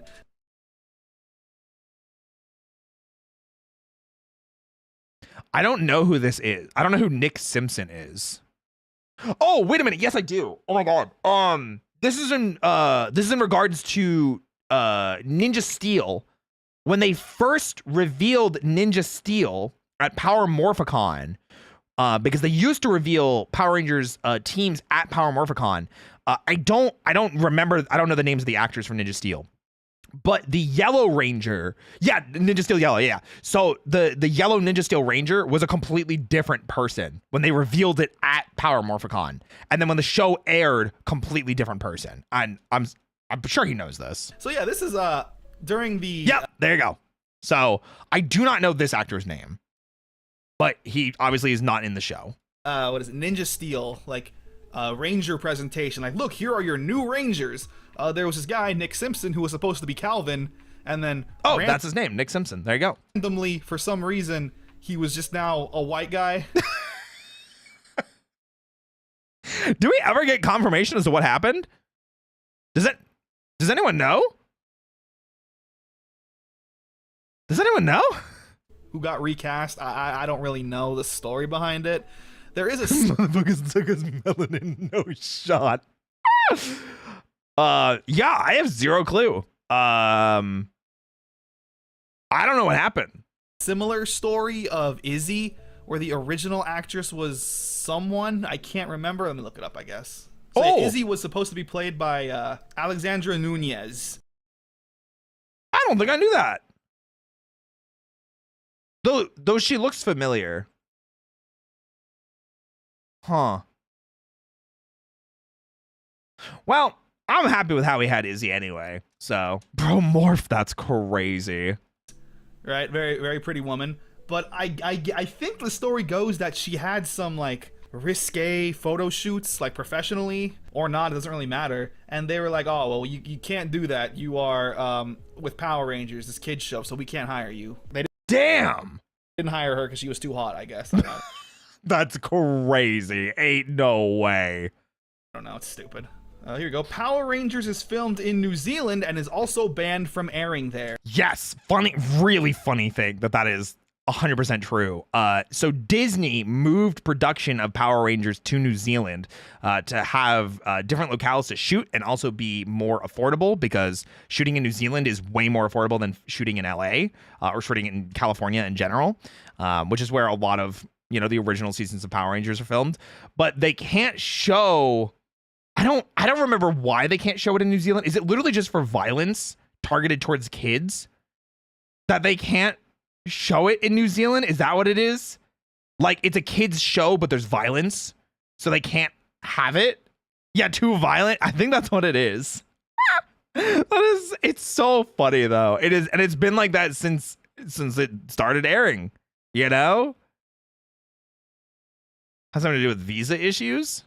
Well, it wouldn't affect it airing in a different country. I think it's violence. Yeah, this is the fact that, as it explains, Power Rangers moved to production in New Zealand in the Disney era in like 2004 or whatever, and it's been filmed there ever since to this day. Whenever they, you know, whenever the last time they filmed Power Rangers, but they were not allowed to watch it because it's too violent. New Zealand doesn't air it. So it's yeah, too violent. There we go. We remembered correctly. We got it, guys. Although, from what I did hear, and obviously this doesn't mean anything because we don't have another season to back it up with, when, you know, now that Power Rangers is on an indefinite hiatus, I'm talking about like it freaking graduated like it's a goddamn VTuber. Now that I put up that white document background, black text on white background, Hasbro announced Power Rangers graduation. Now that they're on indefinite hiatus, wasn't it confirmed that they're no longer filming in New Zealand? So like, even if it continues, like it's not in New Zealand. Yeah, I thought that was confirmed. I was fairly certain that was confirmed as well. So, all right, cool. It's really strange. RPM was supposed to be the final season. I see this for Jungle Fury as well, and for RPM. I don't think I remember hearing this about Jungle Fury. RPM, I've definitely heard this about. The Jungle Fury one, I don't remember hearing that. And I think people that say that were probably just like, yeah, Disney wanted to, you know, go be done with Jungle Fury, and then the showrunners convinced them to do another one, or like Jungle Fury had good ratings or something like that. Disney was essentially sick of Power Rangers. They were sick of making it. Yeah, because it's expensive to make, and especially RPM. RPM, they put in like a shit time slot. They didn't advertise it. They didn't make a lot of the toys. There were certain Zords that just never got made, or toys that just straight up never got made from RPM. Disney really shat on RPM. So the fact that RPM is widely considered one of the greatest seasons of Power Rangers is insane to me. You know? RPM makes sense because of the sale, and also is literally Apocalypse World. Yeah. I mentioned it in mine. Bandai UK had some agreement with Jetix, so they'd make one more season. Oh, I didn't know that. Or I didn't remember that, I should say. Okay. I guess it wasn't making them enough money to really care. So that's why they were like, RPM, do whatever you want. It's the final season. So which is still really funny to me, because I heard that when they sold RPM, or like shipped it as an idea to like the execs, they were like, yeah, it's our last season. We're going to do a dark, gritty, like a post-apocalyptic Mad Max inspired, you know, Power Rangers season. and they didn't look at Go Onger's like source material. They didn't look at the footage for Go Onger yet. And then they got Go Onger and they were like, oh, Covey, I don't trust that we're getting that Disney Plus series until I see a trailer for it. Until I see a trailer for that Disney Plus series for the Power Rangers thing, Power Rangers is dead until then. Which is why I'll continue to do videos and talk about it and ask awesome creators like Connor and Tippo to let me react to their content. That way we can have conversations and keep it alive in our own personal zeitgeist. So, yeah. That's why I got to be dark and edgy, and they were just like wrapped it up, like, yeah, we're done. We're gonna shelve this forever. Also, like, almost all of the Disney seasons are really short. Isn't like, God, what is it? It's like SPD all the way up through RPM are 32 episodes, I think. Our Power Rangers seasons. I can't remember if Dino Thunder is 32 as well. That's the one I don't remember.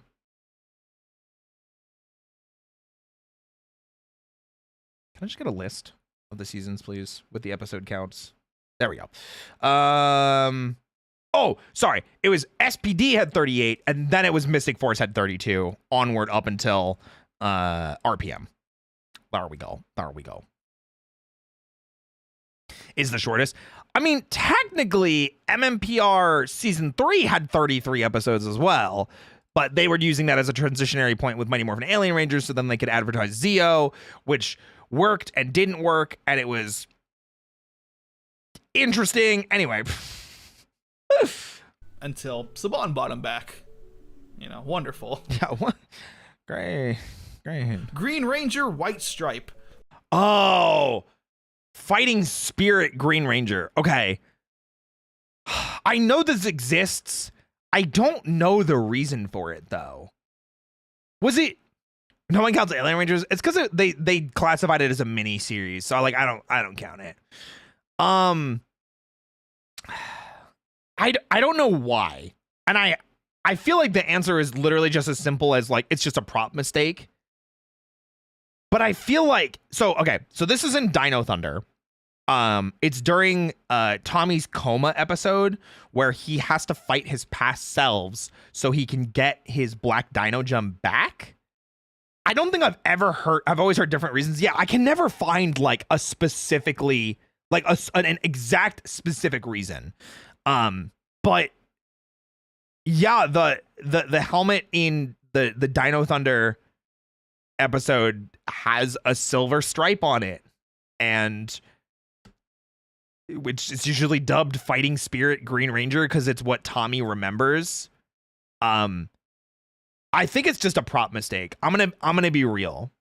Did they use it for Legendary Battle? No, because remember, this is before, like way before Megaforce. This is Dino Thunder. This is like 2004, 2005.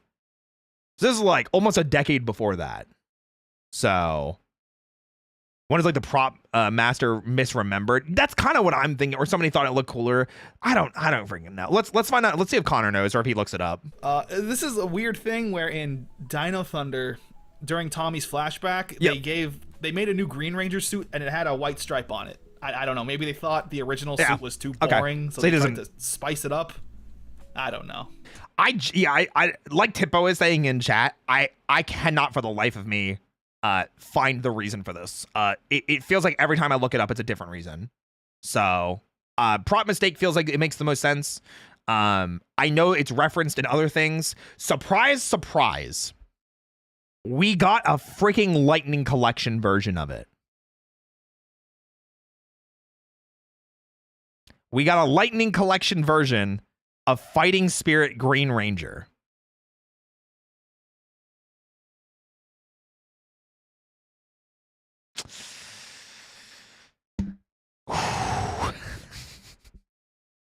Why? Because Hasbro liked reusing molds. Yeah. Anyway. Turbo's cast replacement. I hate this. I absolutely hate this. And there's a recent interview with Nakia Baris, who played Tanya, where she talks about it being like her last day on set and she couldn't stop crying and sobbing. Nova, thank you for the 100 bits. I'm sorry that alerts are broken. I'll read your message out loud. The reason why Jungle Fury was the last season because Operation Overdrive didn't do well sales-wise as well as Mystic Force. So Disney said you have one more season and Jungle Fury did well. So it allowed for them to have one more season. From what I heard, that's the ending part of that isn't true. I believe that Operation Overdrive didn't do well, but from what I understand, I think Tippo was right, that they had a contract with Jetix in the UK that guaranteed them one more season. And that's why they really just didn't care about RPM. I think that is the truth. Because I don't think Jungle Fury did that well. It definitely didn't do that well in toy sales. I'll tell you that much. But yeah, the Turbo cast replacement. Obviously, like MMPR season 1, season 2, season 3. MMPR season 1 and I think season 2 were like the peak of like viewership. And then season 3 was not as good, but not bad. And they could also attest that to that being like, oh, they did the movie. You know, they're focused a lot on the movie. But they were also prepping for things like Zeo and more toy sales and more things like that. And then Zeo came out, and Zeo unfortunately had the same problem where viewership from Zeo was also really, really not good. Like it was nosediving. And that's around the time that Saban started coming out with things like Big Bad Beetleborgs, VR Troopers, Missing Knights of Tirnanog. I think that was later though. And like those shows. And during Turbo, they were starting to reach like some of the lowest viewership that Power Rangers had ever seen. And so going into Turbo, Steve Cardenas, who played Rocky, decided that he wanted to pursue other things, focus on his martial arts because he has multiple dojos across the U.S., and decided to pursue that. And it's how they had Rocky exit the show. That's why they had him exit the show in the Turbo movie.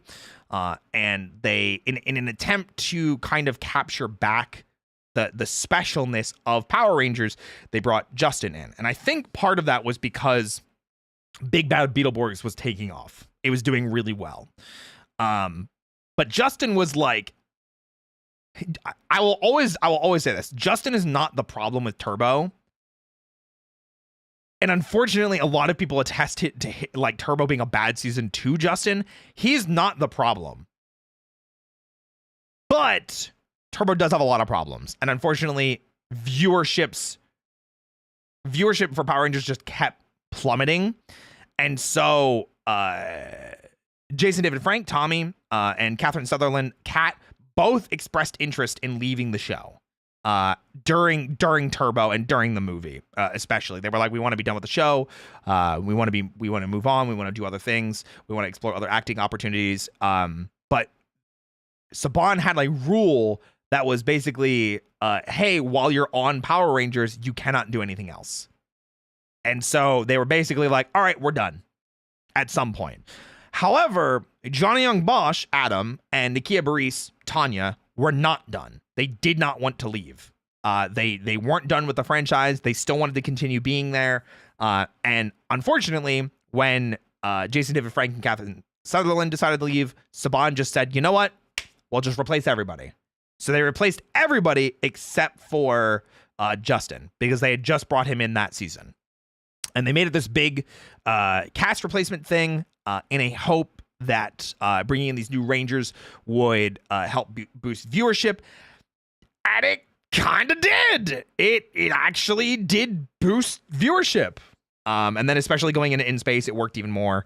And it hit some of the highest points. It definitely is awful. Nakia Baris mentioned recently in an interview that she was like sobbing the entire day on the last set, and she didn't want to leave because she had grown, you know, so close to everybody, and they were like a family. And it just sounds terrible. I'd never heard her perspective of it. I feel like I'd always just heard Jason David Franks and Catherine Sutherland wanting to leave the show, but then Johnny Bosch was like, yeah, I didn't want to leave, and you know, Nakia Baris also didn't want to leave. Curious if Connor has any information. Yeah, this is when they Turbo had a cast replacement. Yep. Halfway through the show, they said, Adam, Kat, Tanya, and Tommy, you can go away. Here's TJ, Carlos, Cassie, and Ashley. Yeah. Right? Was going to adapt. Oh, damn. That's it. That's all the information we get. Yeah, story-wise, it was the Rangers had graduated from high school, and they were like, you know what? Rangers, go live your lives. My glorious king, TJ. I understand why Toa doesn't like TJ. I do, but I don't think like TJ is not even the worst ranger in Turbo. Like, there's so much TJ hate, and he's not even the worst ranger in Turbo.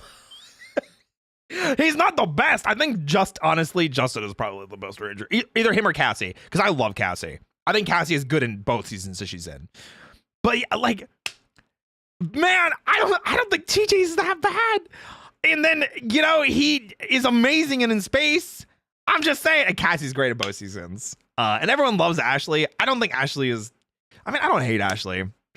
It's like Carlos is kind of just there. Ashley's just kind of there, but neither of them are bad. I don't dislike any of the new cast in Turbo at all, but I think in space is when they all come alive, genuinely. So yeah, I think TJ just gets a lot of hate, and I'm kind of like, I don't get why, man. Like Kane's favorite ranger is TJ. So yeah, stop the TJ hate. That's what I'm saying. Yeah, we love TJ around here. Yeah. So, was going to adapt Bioman first. I've talked about this before. After Marvel tried to adapt Super Sentai into something with Stan Lee, when they realized they couldn't, other people tried to adapt various things. Saban wanted to adapt Bioman, Chodenshi Bioman, or is that Chodenshi Dynaman? Hold on. I might be misremembering. Hold on. Super Sentai seasons. Hold on. I'm Googling. I'm doing my Google. I'm doing my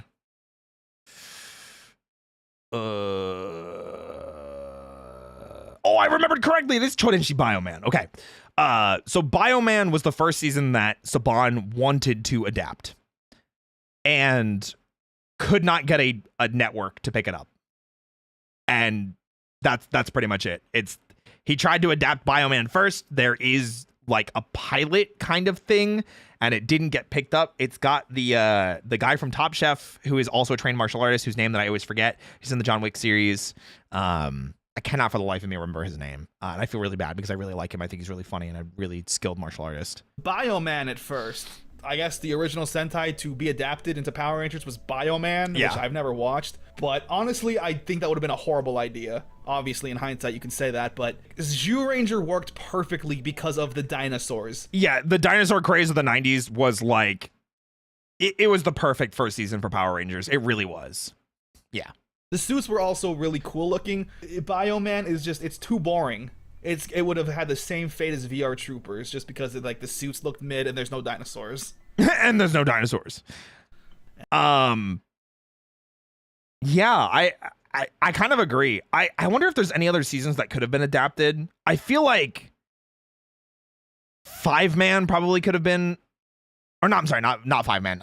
Live Man probably could have been adapted, but then like Turbo Ranger, 5-Man, Jetman, I think all probably would have been rough. So I'm almost glad that Live Man didn't get adapted, and then we started with Zyuranger, because then I think the next several seasons after that with mecha designs and things like that are just bangers, you know? And yeah, that's the end of that tier. Let's continue down. Tier 4! Even deeper. We're 16 minutes into the video and 2.5 hours into the stream. Yippee! Fading light. Oh, is it harder to see the surface? I'm the new Blue Ranger. Wait, that's just Justin's line in Turbo when he replaces Steve Cardenas as the Blue Ranger for Turbo. I think this is just talking about the fact that Justin was the new Blue Ranger. This kid was the new Blue Ranger. Yeah. Legendary I think that's it. Kaku Ranger or Die Ranger would have been hits IMO. I think Kaku Ranger would have been. I think Die Ranger would have been a little bit difficult though. Because as much as I love Die Ranger, I think it is very seeped in martial arts to a point that wouldn't have adapted well into the US. Because like the 90s felt like a weird time for martial arts films. The 70s and the 80s, however, were crazy good.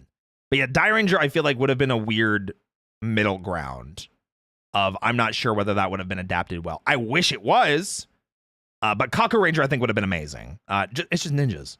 Ninjas are always great. So Legendary Battle is the Super Mega Force crossover episode. It is something that Troy is dreaming about from the first episode. He is having visions of it, knowing that it will eventually happen. And it was advertised as like, here's the 20th anniversary. Here's like the big thing that we've all been, waiting for. And it was mid. I'm not gonna lie. It was mid. Oh, YouTube's in jail again? Oh, I see. I will pay attention to chat so I can see you guys. YouTube chat is officially broken for the rest of the stream on the stream side. I do apologize, but I can see you guys, I promise. Battle. This kind of goes back to the first thing of Megaforce sucking. These two words. Wait a minute. Why do they have the Megaforce Rangers in the shot? And why is Megaforce Silver in here twice? I can see you, Thorn. Wait, what? I just noticed that. I haven't stared at this poster in forever. What the hell? Huh? They didn't check the cover? Ew. Ew. No, leave my apples. This kind of goes back to the first thing of Megaforce sucking. These two words were what fans held on to. Yeah. Power Rangers Megaforce and Super Megaforce was so bad. It was consistently being a letdown, but we were holding on to the legendary battle. Everybody was so excited for it. I was excited for it. It was just, because it wasn't even that long. Where all the Power Rangers from the past were going to team up and fight together. And as I already spoiled, it sucked. It was bad. It was not good at all. Hasbro removing old Power Rangers. Yeah, that's it. Super Mega Force was bad. Legendary Battle was bad. What is this? Hasbro removing old Power Rangers season from Netflix. Okay, this is a good thing, but also a bad thing. Okay, so I'm gonna shorten mine. The good part of it is Hasbro did not renew their contract with Netflix to put seasons of Power Rangers on Netflix. Instead, they opted to put every season from Mighty Morphin, original Mighty Morphin, all the way up through Ninja Steel for free up on YouTube. And they're all still there. And it's fantastic. However, one of the 2 seasons of Beast Morphers is missing. Just gone. It's not on any streaming platform. I don't know which season it is. It's the first or the second season, but it's just missing. I don't know what happened to it. It's just gone.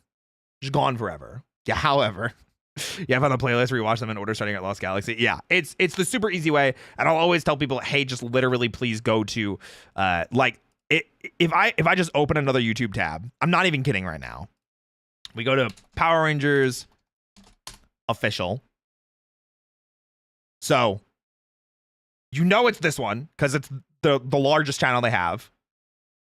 You go to playlists. There you go. It's as simple as that. You can search for specific ones. You can try and find whatever, but like here we go. So MMPR season 1, season 2, season 3, Alien Rangers, Zeo, Turbo, all the way up to should be Ninja Steel. Unless I didn't do Ninja Steel. Did I misremember? Did I just have Ninja Steel's best moments? Oh, Ninja Steel is also missing. Wait, is Dino Charge also missing? No, they have Dino Charge. Oh, Ninja Steel's on Netflix? Oh, okay. I guess they're waiting for that contract to expire, and then they'll probably put it on YouTube. Seasons from Netflix. Yeah, so, all the Power Ranger seasons were on Netflix at one point. Hasbro buys them. Now they remove it all except their seasons. So you can only watch... And Ninja Steel. Like Ninja Steel, Beast Morphers, Dino Fury, Cosmic Fury, which is great. Those are the best seasons anyway, right? Illumin Nerdy... Yeah, but I still don't know... I still have zero clue what happened to the one season of Beast Morphers that's missing? You know? Dino Charge is on Tubi. Yeah, but it's also for free here on YouTube. Why? You know, you can just watch on YouTube. Hi, everyone. Hi. They have Dino Thunder on the YouTube. I'm so happy. Yeah, it's literally MMPR all the way up to Dino Charge. And Ninja Steel is on Netflix. One of the 2 Beast Morpher seasons is on Netflix. Dino Charge or Dino Fury is on Netflix, and Cosmic Fury is on Netflix. So this is the Illuminati's Hasbro Toei split up rumor. I don't think we ever got confirmation of this. I think this is just a rumor that we all accepted to be true. We never saw an actual press release about this, did we? This was never confirmed, was it? Right? Both seasons of Beast Morphers are available for purchase on Prime Video. Okay. From what I remember, is it confirmed now? At the time, we heard a rumor happen that Hasbro and Toei had split up and canceled the contract where they would be allowed to use Super Sentai footage to turn into Power Rangers. It was deconfirmed recently at a toy fair. That's what I thought. I thought it was deconfirmed. I might be crazy. I might be misremembering. But yeah, so the rumor was that they had split up, and the specific rumor was Hasbro could use anything up to Ryu Soldier and backwards. Actually, no, sorry. Q Ranger and backwards. But couldn't use newer stuff. Yeah. We have no confirmation about the reboot. That's all rumors, Sam. I refuse to believe anything about that until we see an actual season or a press release about any of that. That is hearsay. But yeah, so let's see what Connor has to say about it. Hasbro / Toei split up rumor. This just must be some guy making noise saying, yeah, bro. Yeah. Big news happening in the Power Rangers universe just for the sake of it. It was weird because I think it was right when Dino Fury was coming out is when this rumor came out. I think is what it was. Because I remember, because like I was very like on the up and up during Beast Morphers and Dino Fury's airings. So Hasbro isn't going to be funding shows, movies anymore though. Listen, like I said, I do not trust any of the rumors until we see actual confirmation from some side or anything like it. As much as I want to believe that it is confirmed that Disney Plus is moving forward with Power Rangers and the Percy Jackson showrunners are handling it, which I think would be cool, I don't believe it until I see a trailer with confirmed cast people, with confirmed, crew, stunt people. I need all of that. I need a trailer. Show me the trailer and I'll believe it. I've been hurt too many times. I've been hurt too many times in this goddamn franchise, okay? Bye, take care. Jonathan Zacher. Let's see. Isn't it just he was a producer for Power Rangers? And that he is like widely considered the reason for some of the seasons being like massive failures. He like wanted to stick really closely to the source material, but sometimes it like really bit them in the ass, right? Isn't that what it was? Yeah, I don't. Yeah, I'm on Wikipedia. Producer, director. Okay, so yeah, he was like. This guy won the reason Neo Saban was bad. Yeah, that's what I thought. Okay, an executive producer. He was like a big deal in Power Rangers, and I remember seeing his name on like Power Rangers in Space, and I was like, oh, that must be a big deal. This guy must be great. And he was during the time, wasn't he? Like In Space was like, he did a really good job for In Space, but like immediately after that, not so much. Brought him in, and apparently he's one of the big reasons why like Megaforce and Samurai just absolutely sucked, making awful decisions, saying like, nah, they don't care, nobody cares, just do this, just do that. A lot of laziness that made a lot of those seasons just so lame. So, and that's what I've heard as well, that he was a huge reason as to why the Neo Saban era was super bad. Is that what Connor looks like? Yeah, Connor the Waffle looks like this. Connor is as buff as me, guys, by the way. You should see Connor's Twitter pictures. He works out. This man buff. No, you're good, Emily. No worries. I think this is someone was there helping him. I mean, maybe. Could be. But yeah, I've heard that they're a big reason why the Neo Saban era was bad. So Yeah, sorry, Zacker. Lupin Ranger versus Power Ranger confirmed as never being adapted. yeah, so Simon Bennett, the current, I say current, but like we don't have a season. The current showrunner for Power Rangers, that was in charge of Beast Morphers and Dino Fury and Cosmic Fury, confirmed, like they were talking about like what potential seasons they could adapt. And in an interview, Simon Bennett literally was like, nope, we are never going to adapt Lupin Ranger v Pat Ranger because the political climate of the US during the airing of the show.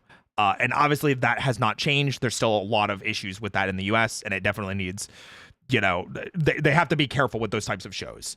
SPD was wild that we got it. Genuinely. Because that was in the year 2005. So, yeah.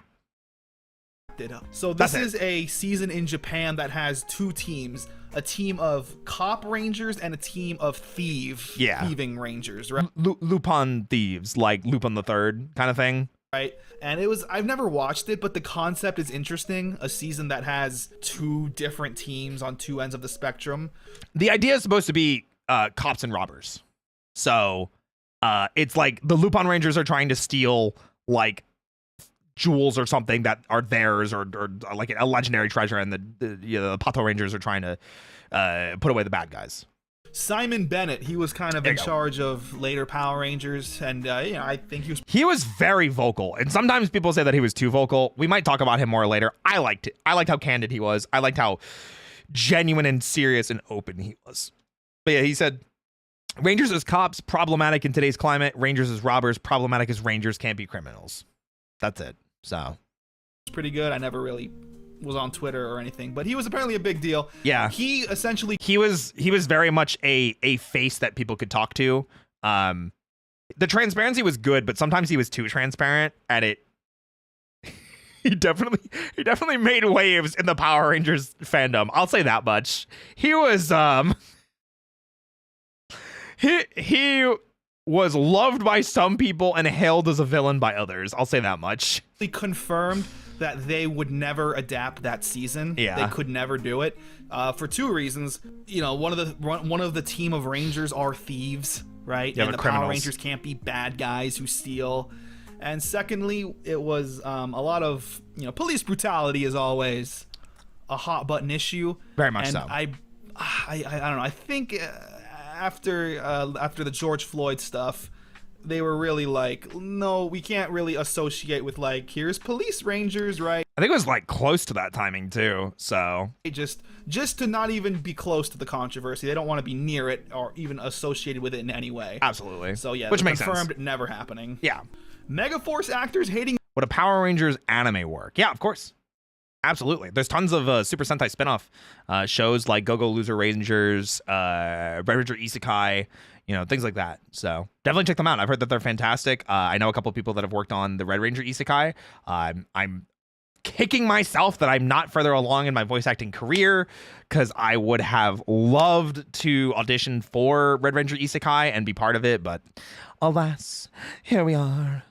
Their time on the show. I've never heard that. Actually never heard that before.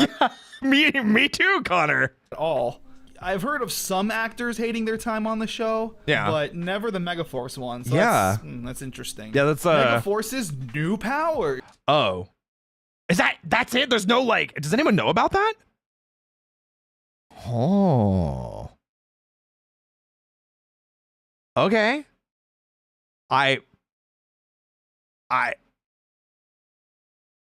Okay. There's that Red Ranger X Villainess anime a few years ago. Yeah, I remember that one. God, I don't think I knew that. I believe it, to be honest. I mean, considering how Megaforce was received, they probably were very candid with like, I hated my time on the set. It sucked. And I will. So yeah, again. Oh yeah, another thing. The new powers. Anytime they didn't have a proper name for the Super Megaforce powers for Power Rangers Super Megaforce, they kind of just called them the new powers, or ended up calling them like Squadron Mode or Supersonic Rangers or like anything like that. And they were just seasons that were never adapted into Power Rangers from, you know, previous Sentai seasons that we didn't have adaptations for.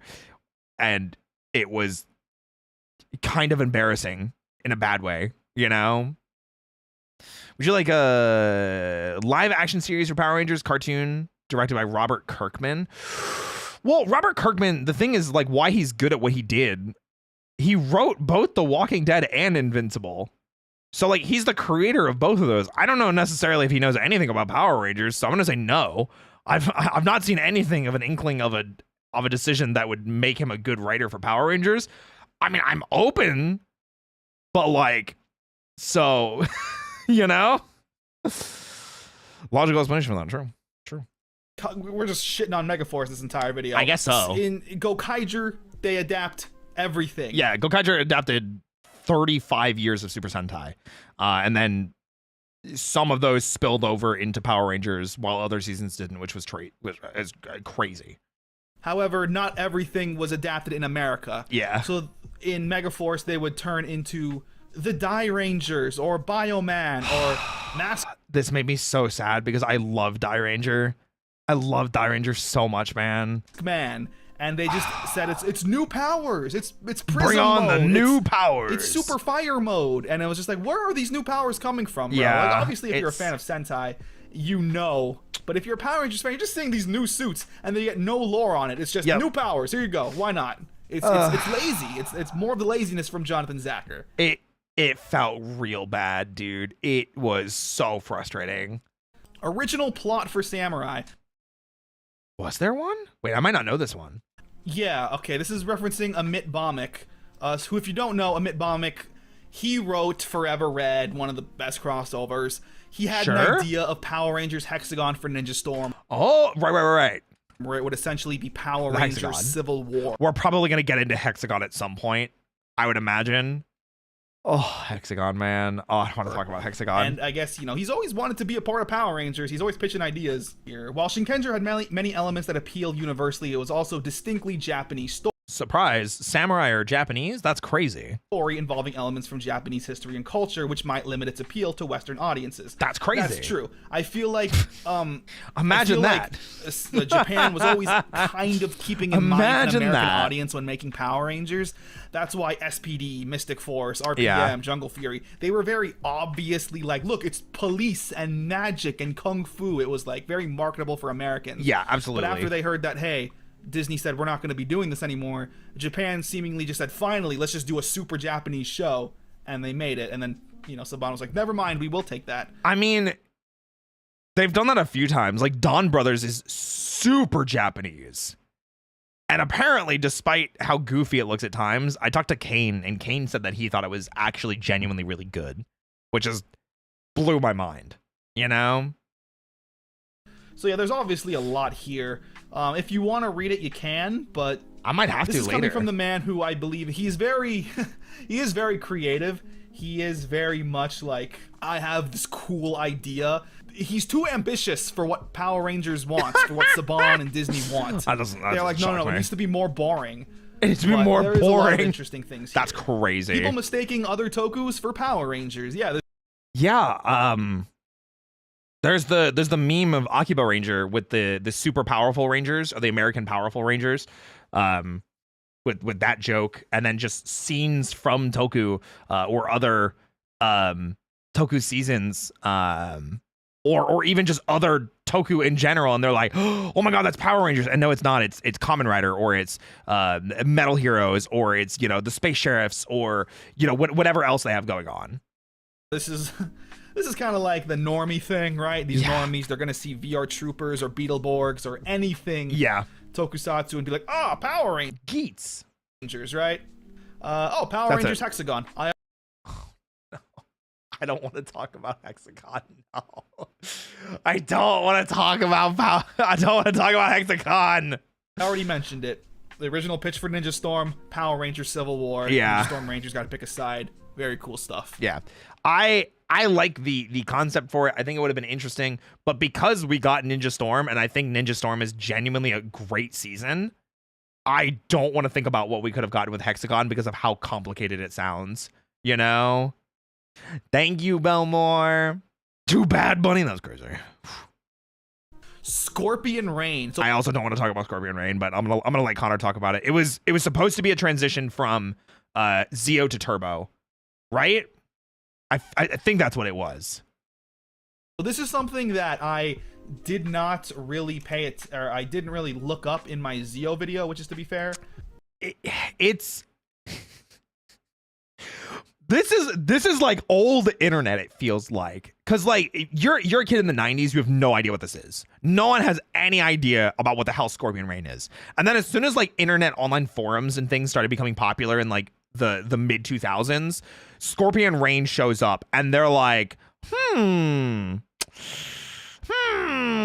but it's not real. It was supposed to be like a transition of Zeo to Turbo. There was supposed to be some involvement of the Zeo powers getting destroyed. Serpentera was supposed to be involved. It was like, what the hell? I'm gonna let Connor experience it for the first time. I have trauma from this. Like, where people are like, I have trauma from like Homestuck or like being on DeviantArt and whatever else. I have trauma from this. So let's see here. So yeah, this was a hoax. Yeah. Scorpion Rain or whatever is a hoax that fooled hundreds of Power Rangers fans in the late 1990s. So this was like trolling in the 90s, which was pretty interesting. For 3 years, the online fandom was largely fooled into believing that this series of shorts existed, despite there never being any hard evidence to support this. It was just an online rumor. It was ridiculous. Belief. I believe it was meant to explain the events between Zeo and Turbo, if I'm not mistaken, or Mighty Morphin and Zeo, the events in between those. It's something like that. Scorpion Rain was a multi-part serial that was to bridge the gap between the end of Zeo and the beginning of a Turbo movie. It aired in Australia and featured the heavy use of stock footage combined with badly done voiceover and the use of toy Zords on strings. It is said to have consisted of either 4 or 5 segments, each being 1 or 2 minutes in length. It contained a battle pitting the Zeo Ranger 1 and 5 against Lord Zed and Goldar. So it's very interesting that something like that was able to catch fire like that. Hold on. And it's just funny too, because like it's not real, but so many people cling to it being like a thing that existed or that they wanted it to be real, that it's like, because like the Turbo movies just does such a bad job of explaining why we have the Turbo powers comparatively to the Zeo powers and what happened to the Zeo powers. Yeah, it's literally Scorpion Rain is Mew 3 or like Super Saiyan 5 or the rumor. You know what Scorpion Rain is? Scorpion Rain is Mew under the truck from Pokemon Red and Blue. That's what it is. That's what it is. Scorpion Rain is Mew hidden under the truck in Pokemon Red and Blue. Hey, take care, comic man. Oh my gosh. My uncle Jim Tendo told me. Yeah. So this is apparently a scene from Scorpion Rain. Let's see. Yeah, so this was fake because someone saw it and said Scorpion Rain Part 5. I remember this. And that crunchy ass quality. Yeah, it's so nice, you know? But you can tell that how fake it is. We don't have time for this. Blow it. Zero Ranger 1, pink 5. Yeah. Ooh. This fooled people. This actually fooled people. Listen, it was the 90s, man. I don't know what to tell you. This awful voice acting, this crunchy quality. You know, it was the 90s. I guess if you saw something that was a leak, then you might believe it. But oh my god. We're on our way. Yeah. No. What an insane hoax that actually worked. And it literally was like, oh yeah, they destroyed the Zeo Zords, and that's where the Zeo powers went. And oh my god, dude, it was crazy. And lastly, we have the toxic part of the fandom. Oh wait, there's more layers. There's definitely a pretty toxic part of the Power Rangers fandom. I think everybody acknowledges it, but it's almost ironic because like this is such a weird thing now. Because, yeah, the fandom. This is such a weird thing now, and I'm sure many of you that are Power Rangers fans or have been Power Rangers fans as long as I have, during like the Neo Saban era, and then even towards like the beginning of the Neo Saban era and then middle end of it, a lot of people were like at each other's throats saying like what's good, what's bad, like whether we should be educating like the new audiences on like why samurai is bad, or this, that, and the third. But like the toxic part of the fandom feels almost like it feels not as existent now, which is kind of funny. And this is the reason for it. And I'm sure a lot of you guys are going to agree. The reason why I think the toxicity in the Power Rangers fandom has died down so much is because we have a common enemy and all being so pissed off at Hasbro for how they've handled the Power Rangers franchise.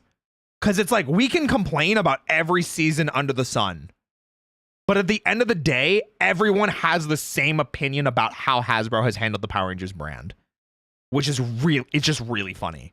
It just genuinely is hilarious. And that's why I'm like, we have a common enemy. There's no reason for us to fight amongst each other. It's like the handshaking meme. It's the enemy of my enemy is my friend kind of thing. Yeah, lack of new content, no reason to get upset. Yeah, so we all turn inwards and we're like, what's the actual problem? We've healed. Hasbro's like self-destruction of the Power Rangers franchise brought the Power Rangers franchise together. They were the villain that we needed. Now, listen, I firmly believe that any fandom, at least every fandom I've been a part of, does have its very, very, very toxic members. Very much so. And I was never a part of these threads, but I remember scrolling through some of them when I like maybe like a decade ago. And Power Rangers is no exception. One time when I was younger in middle school, I was on Ranger Board, and I was a cringy. Ranger Board was anybody here on Ranger Board? Anybody here on Ranger Board? Ranger Board was it was 4chan for Power Rangers. I'm not exaggerating. It was 4chan for Power Rangers. 13-year-old. So, okay, that's on me a little bit. But I was just being, an excited, fanboy. Like, there's other people who like Power Rangers out there. I could talk to them. And I made a thread, and it got immediately shut down, and I got ridiculed for it, and I never went back. And because people were like, you have an opinion on the internet in the early 2000s? How dare you? I hated Power Rangers people on the internet. Yeah. I said, if you know what, you're a dork for liking Power Rangers. How about that? You go, Connor. Yeah, poor Connor. I was so turned.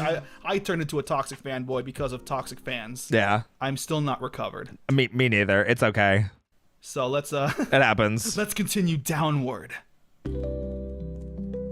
Darkness enters. Oh, it's starting to get dark now. Okay. There's no such thing as monsters. Okay, so this is a quote from the crossover with Lightspeed Rescue and Lost Galaxy, where one of the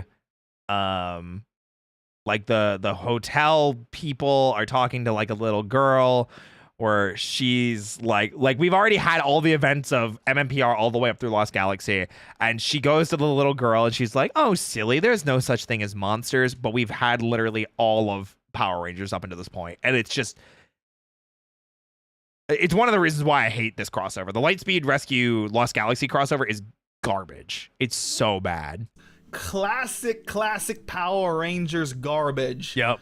This is, of course, talking about the Trakeena's Revenge, specifically. Rescue Lost Galaxy crossover, where a little girl goes to a woman after seeing a monster saying, help, my mom was kidnapped, and the lady says, there's no such thing as monsters. I don't know why that was written in there. I have no idea either. It like if they established the kid as like the boy who cried wolf kind of thing, maybe. It's crazy. You could have easily made it just a fat security guard who was like, yeah, kid, go away. Right? You could have done a lot of things. You'd be like, nice try, kid. I ain't seen a Power Ranger here in a millennia. But to actively have the character acknowledge it and say, there's monsters, no there's not, is so stupid. It blows my mind. Here we go. I was wondering when we get... Oh. This is funny. African American is Black Ranger, Asian is Yellow Ranger, Native American becomes Red Ranger. From what I understand, these were genuine casting mistakes, but they couldn't do anything after they made the mistakes, and they didn't realize until it was a couple episodes in. Zach, who's African American, became the Black Ranger. Trini, who is Asian, became the Yellow Ranger.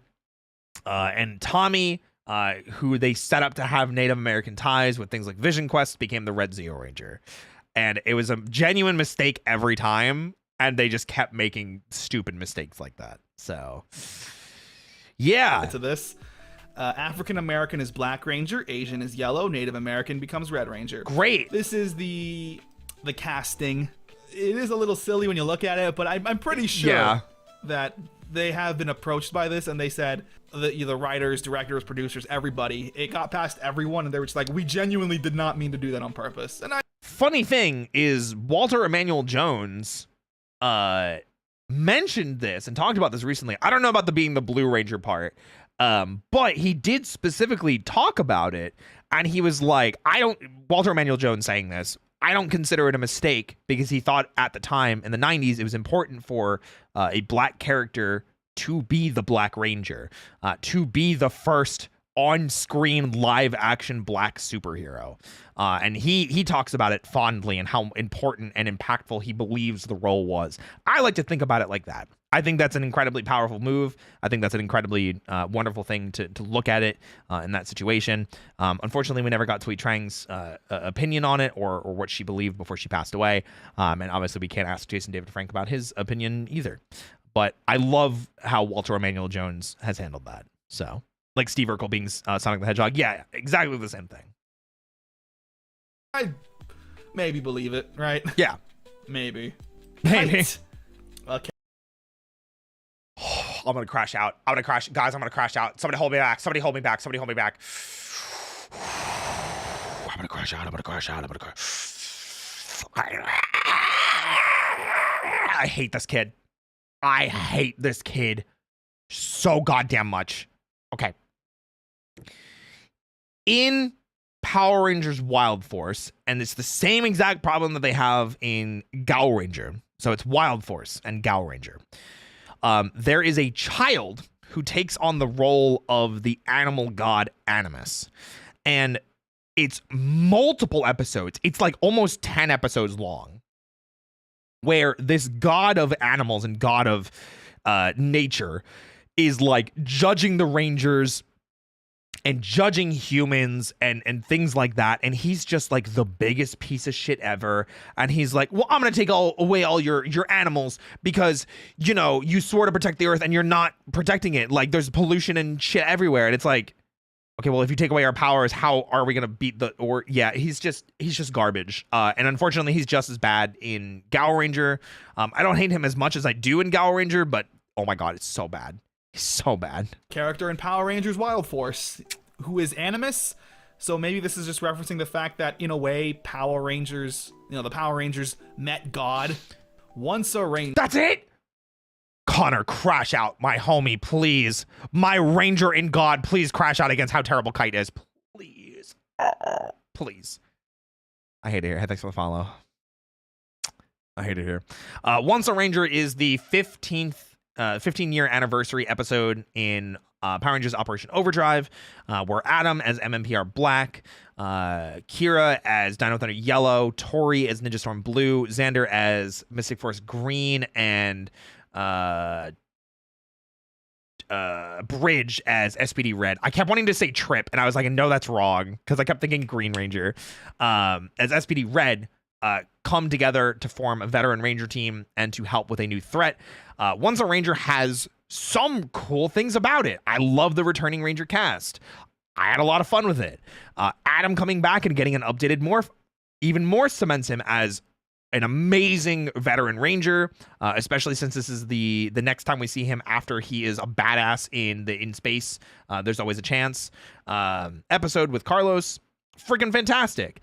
I have huge gripes in it, and that the Operation Overdrive Rangers just give up when their powers break. And I have huge gripes that freaking Zed and Rita had a kid that didn't get hit by the Z wave, and it's only been like maybe like 12 years, if even that, less than 10 years since the in space episode where the Z-Wave happened, something like that, you know? Anyway. Sure. I don't know why this is so low, but this is I don't either. crossover season in Disney that had Adam, Tori, Kira, Bridge, and Xander. So a big one from every season, kind of. At least every in the Disney season. Every other Disney season so far, and then an iconic Mighty Morphin Ranger. I'm sure they probably tried to get Jason David Frank back. I'm not gonna lie. But yeah. Ranger come back, great crossover. Paleo. I am very glad that it was Adam though. Adam's my favorite. I'm not biased at all. Hey, Zanny and PR, let's go. Trust me, we'll have Zanny and PR this month, okay? I'm kidnapping him again. What's up, Arsonist?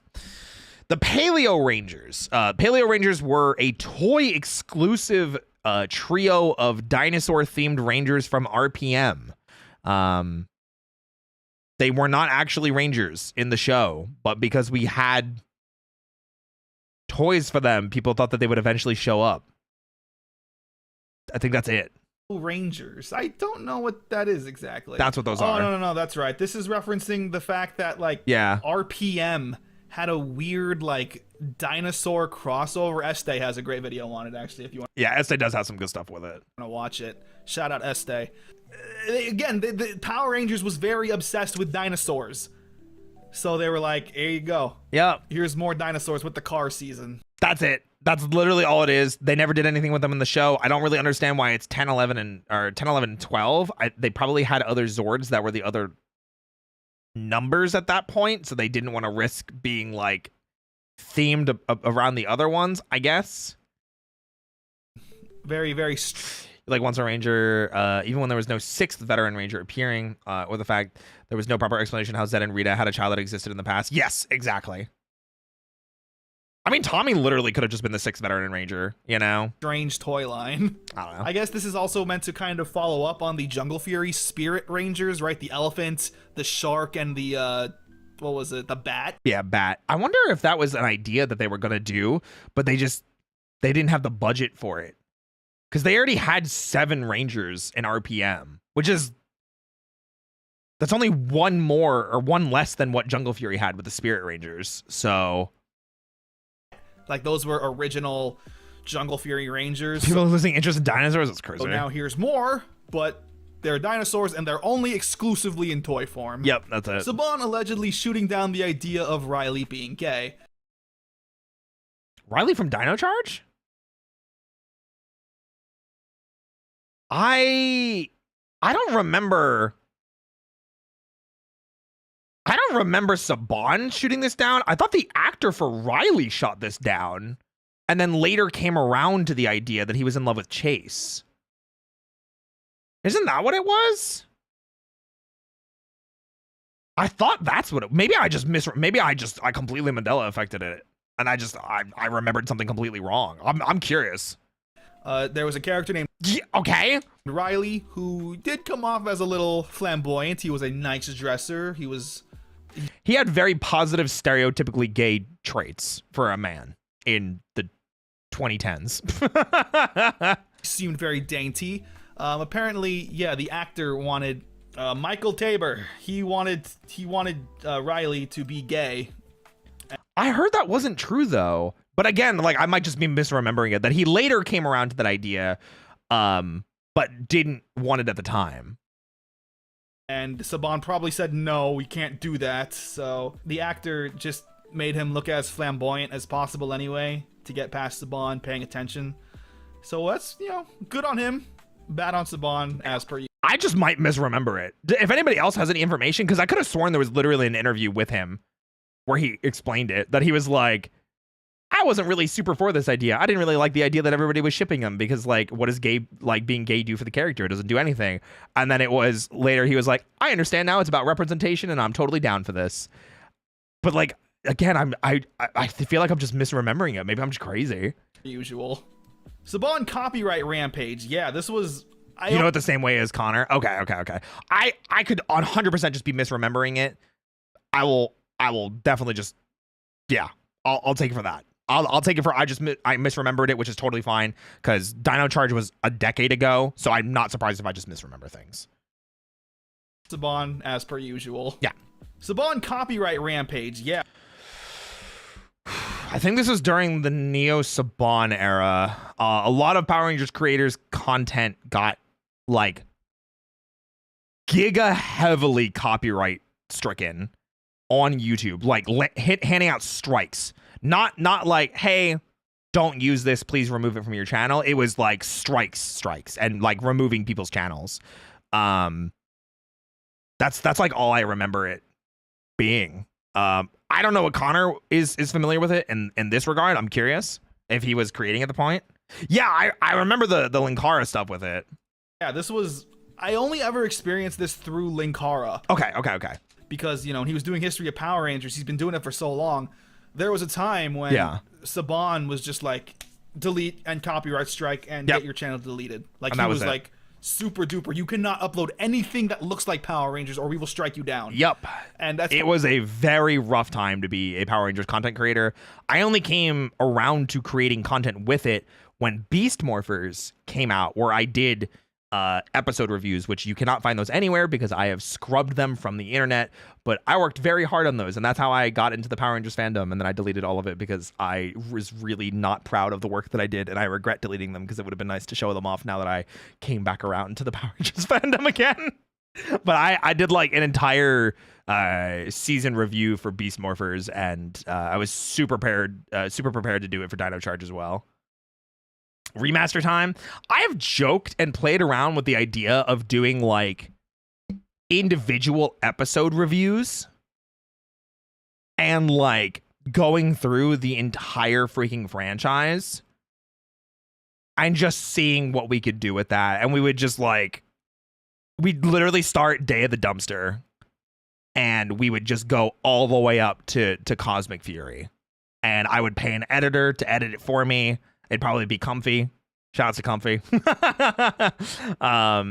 For all the editing work that he does, and everything like that. But I don't know. I feel like that's a large undertaking.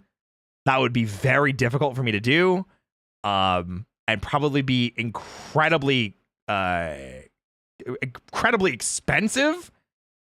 So yeah. Dream project. Maybe in the future if I become more financially stable, but I cannot make the justification for doing it now, unfortunately. Which is why I'm very fortunate enough that I have Power Rangers creators, friends, and other people in the community that allow me to react to their content and share knowledge and do research on my own and then add it to commentary that I can then put on a show for you guys. So yeah. Why I was afraid of making my videos in the first place was because I did not want to be on the receiving end of a Saban copyright rampage. Yeah. So yeah, thank goodness I didn't have to do that. Yeah. But yeah, again, scary time. As I said a couple seconds ago, average L Saban. Yeah. Troy in general. Wait, what's wrong with Troy? Like just the Megaforce Red Ranger? Like don't like I know I said what's wrong with Troy, but I mean like what about him? Like why is it down here? Like, is it... Go ahead. Yeah, Troy is a very weird character. Okay, yes, he is. Wasn't he not an actor? Wasn't he just a model? He has a vague backstory, but he also has these Goku powers that's never explained. Oh, I forgot. I just completely just didn't think about those. And his acting is so bad.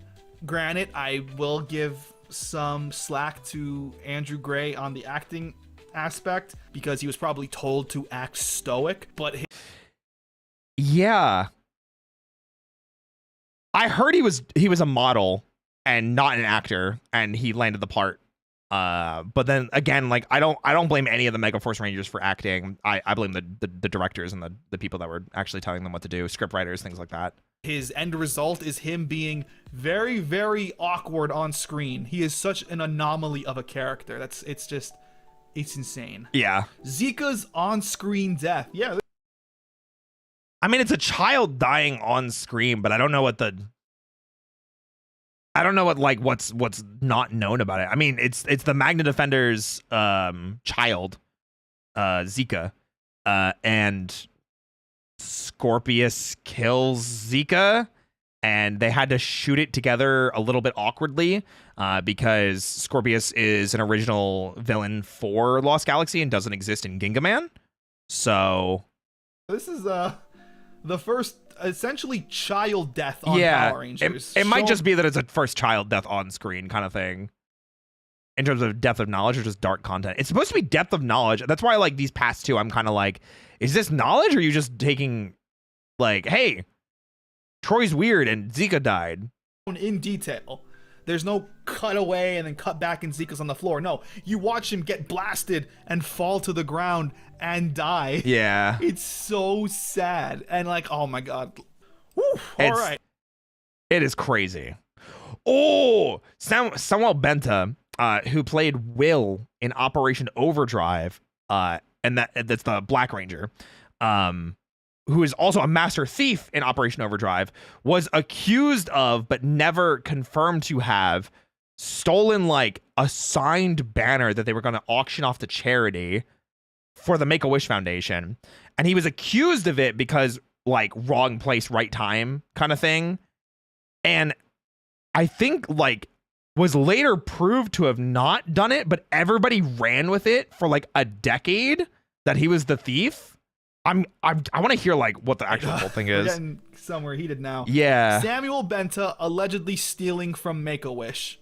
The story for this goes that Samuel Benta, who was the actor for Will in Power Rangers Operation Overdrive, apparently at a Morphicon, which is a Power Rangers convention, they had banners that all of the actors signed. It was the current season, I believe, that was airing, so it was the season, the actors at the time, and they were going to have all the actors sign a banner, and then they were going to auction them off, and all the money was going to go to charity. The story goes that Samuel Benta allegedly stole one for himself.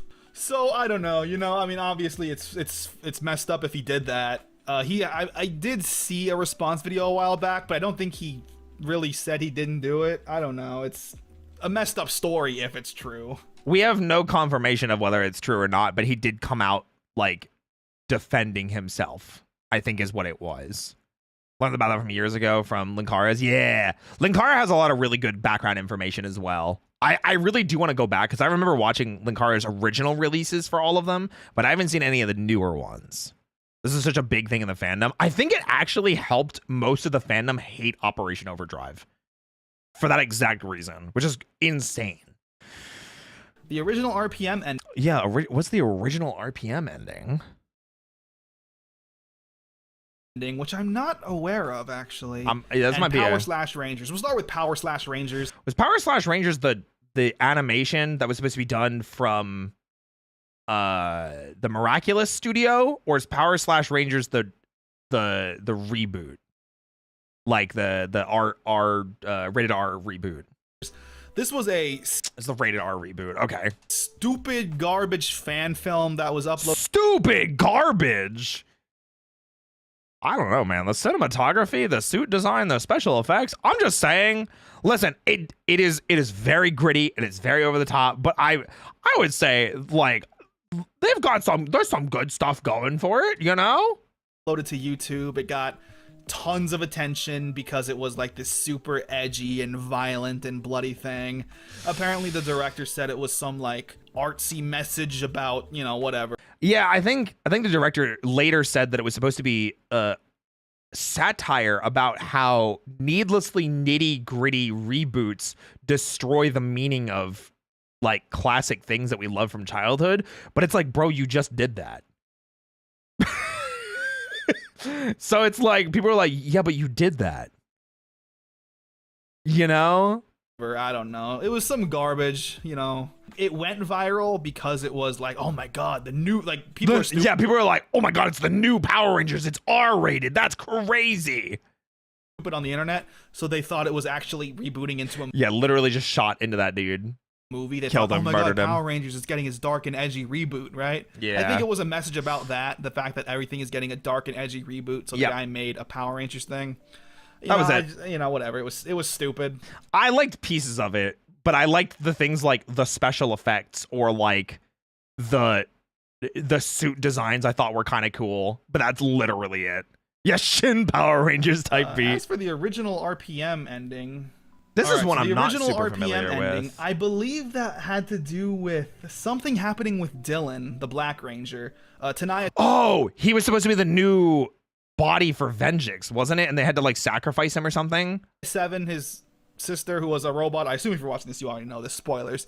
But it was essentially supposed to have Dylan become corrupted in some ways, and the Rangers were going to have to, kill him, kill their own friend. Yeah. It was supposed to be pretty dark, right? Like, it was a dark season, so it makes sense that it wouldn't be the perfect A+ happy ending. Yeah. But apparently Disney had some limits. They were like, listen, you can't do that. But they killed Gem and Gemma. I mean, they brought them back to life, but like, still,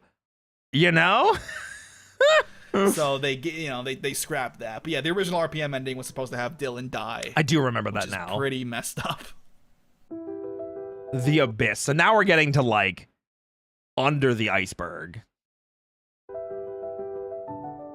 All right. Now we're getting into the really, really darker kind of waters here. Okay.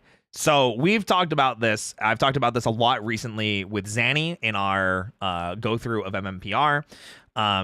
As we have talked about multiple times on multiple different occasions, David Yost is gay, the actor that plays Billy.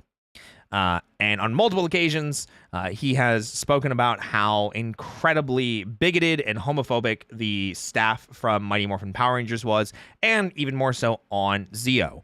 And so much so to the point where they were constantly writing new love interests for him and things like that, forcing him to be with girls. And I'm sure as I've pointed them out, now it's become like, whoa, like you're not kidding, like how many times they forced Billy with a girl. Because it's weird how many love interests Billy has. Like not any other character has that. I don't think Trini ever actually got a single date. Jason never had a love interest. Like, is crazy. But the unfortunate thing with how this ended was he walked off set during Zeo because he said he was called the F slur too many times, and it brought us into the timeline that we're in now with Power Rangers. There's a lot of interesting things that happened, but I do know a lot of the reasons why Billy ultimately wasn't allowed to become the Gold Ranger is behind the scenes people being like, oh, I'd never let an F slur be a superhero again, So really messed up. First up, we have the Mighty Morphin Power Ranger staff's homophobia. Super messed up. This is referencing David Yost, who was relentlessly... Yeah, and this is the interview that he had that like broke the internet. People were asking why he left the show. bullied and just harassed. If you get the chance, look up this interview. It's from about a decade ago.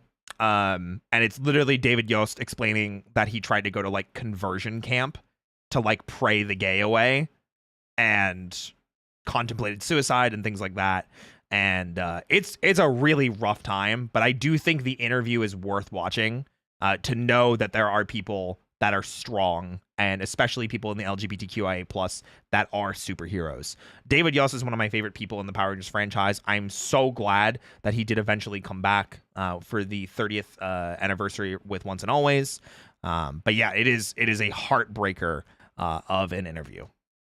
By staff, maybe even cast alike, for him being gay, or people not knowing if he was gay, but they sensed that he was gay, so they called him slurs and everything like that, and he just put up with that for years and years and years. It's literally like 4 years because he was around MMPR all the way up through Zeo. Years, and until eventually walking off, and he was like, I'm not doing this anymore. And good for him, right? He shouldn't have to deal with that. The big thing is that as a gay man, this broke me when it came out. I think I had only recently just come out as bi when I found this interview, and I immediately sobbed. Yeah, I immediately was like, oh my God, he's like, I didn't realize he went through this and all this stuff. So I don't know if this was on purpose. So in Zeo, when David Yost left, he was replaced with an older actor just for like whatever. It ends with him going to Aquitar, but he gets married, or he falls in love with an Aquitian woman, and like, I don't know. It's like one last jab of him like haha. No, I don't know the intention with that, to be like, oh yeah, Billy, the gay actor, David Yost, your character is now straight. Like, we're really writing that home. I know they always made him straight, but I don't know. Considering everything that happened to have his send off, which was on paper a happy send off. It just felt weird, and I don't know. It's so weird because going back and watching it with the knowledge that you have now, it is a tainted send off. They absolutely did him wrong, and I pray and thank every eldritch deity. I thank Nick Nocturne and Zanny about getting David Yost back in the 30th anniversary and having him so much in Cosmic Fury. So it is uncomfortable and messed up that happened. Absolutely. All right, up next is Richard Janelle's death and Tui Trang's death, and I believe this was before JDF, so we'll also throw in JDF. Oh, the thing came out before JDF's death. Okay. Richard Janelle, I'm not familiar with. I would imagine is that Ernie's actor? Power Rangers actors who passed away. Tui Trang tragically passed away. Yeah. in a car accident. So we know about Tui Trang was Trini. She passed away in a car accident, I believe, in 2001, which was crazy to think about. And she was actually supposed to come back a few times for Power Rangers related stuff. And yeah. Richard Janelle, I don't remember exactly how he passed away. Yeah, okay, he died of a heart attack in 2008, which is, there you go. He would have been amazing to meet at like conventions and stuff, right? It's such a goddamn, like, fuck, man. It's so hard to think about this, and exactly what Connor just said, and that like made me think about like something completely different, is convention culture and nerd culture and celebration of these people that are our heroes, and we genuinely look up to them and appreciate them for being there in our lives. It's such a weird thing that like in 2025 we celebrate these people so much more, and even in the past couple of years. And I genuinely think he would have been an amazing actor to meet, and the energy that he brought and everything like that, So, like, it's always great to meet like the side characters. You're like, oh, what's this guy? Like Ernie, Richard Janelle always seemed like a great person. Chewie Trang as well. Would have loved to have them around. Valerie Vernon's cancer. I mentioned this. Yeah, so this is one that I think is more widely known, which is not as sad because we have a happy ending for it. Valerie Vernon was the actress that portrayed Kendrix in Lost Galaxy, and she was killed off on the show. She's the first canonical Ranger death in the show. She dies fighting Psycho Pink and stops her Savage Sword from basically destroying everything after it gets stabbed into Cassie's morpher. And they wrote her off the show because she was diagnosed with leukemia. So she had to go undergo intense chemotherapy and things of that nature. So they killed Kendrix. And initially Cassie was supposed to take on the role as kind of like hey, it feels like it's kind of my fault, so I'll become the Pink Lost Galaxy Ranger. That didn't work out, and we got what's it called? Corone Astronema instead. And then because Valerie Vernon beat cancer, they wrote her back into the show as coming back to life when they put the what's it called? The Quasar Sabers. Yeah. This in my Lost Galaxy video, but Valerie Vernon, who played Kendrix in Lost Galaxy, yep. She had breast cancer, and in the middle of the season or but she had leukemia. Towards the end, she had to go in for chemo. Yeah. And, they replaced her with Melody Perkins. There's so much, like, weird about it, right? When you think about it. It really is, and Kane and I have talked about this so many times, too. I think Kane's actually the one that started the phrase. It's like interesting circumstance from unfortunate situations.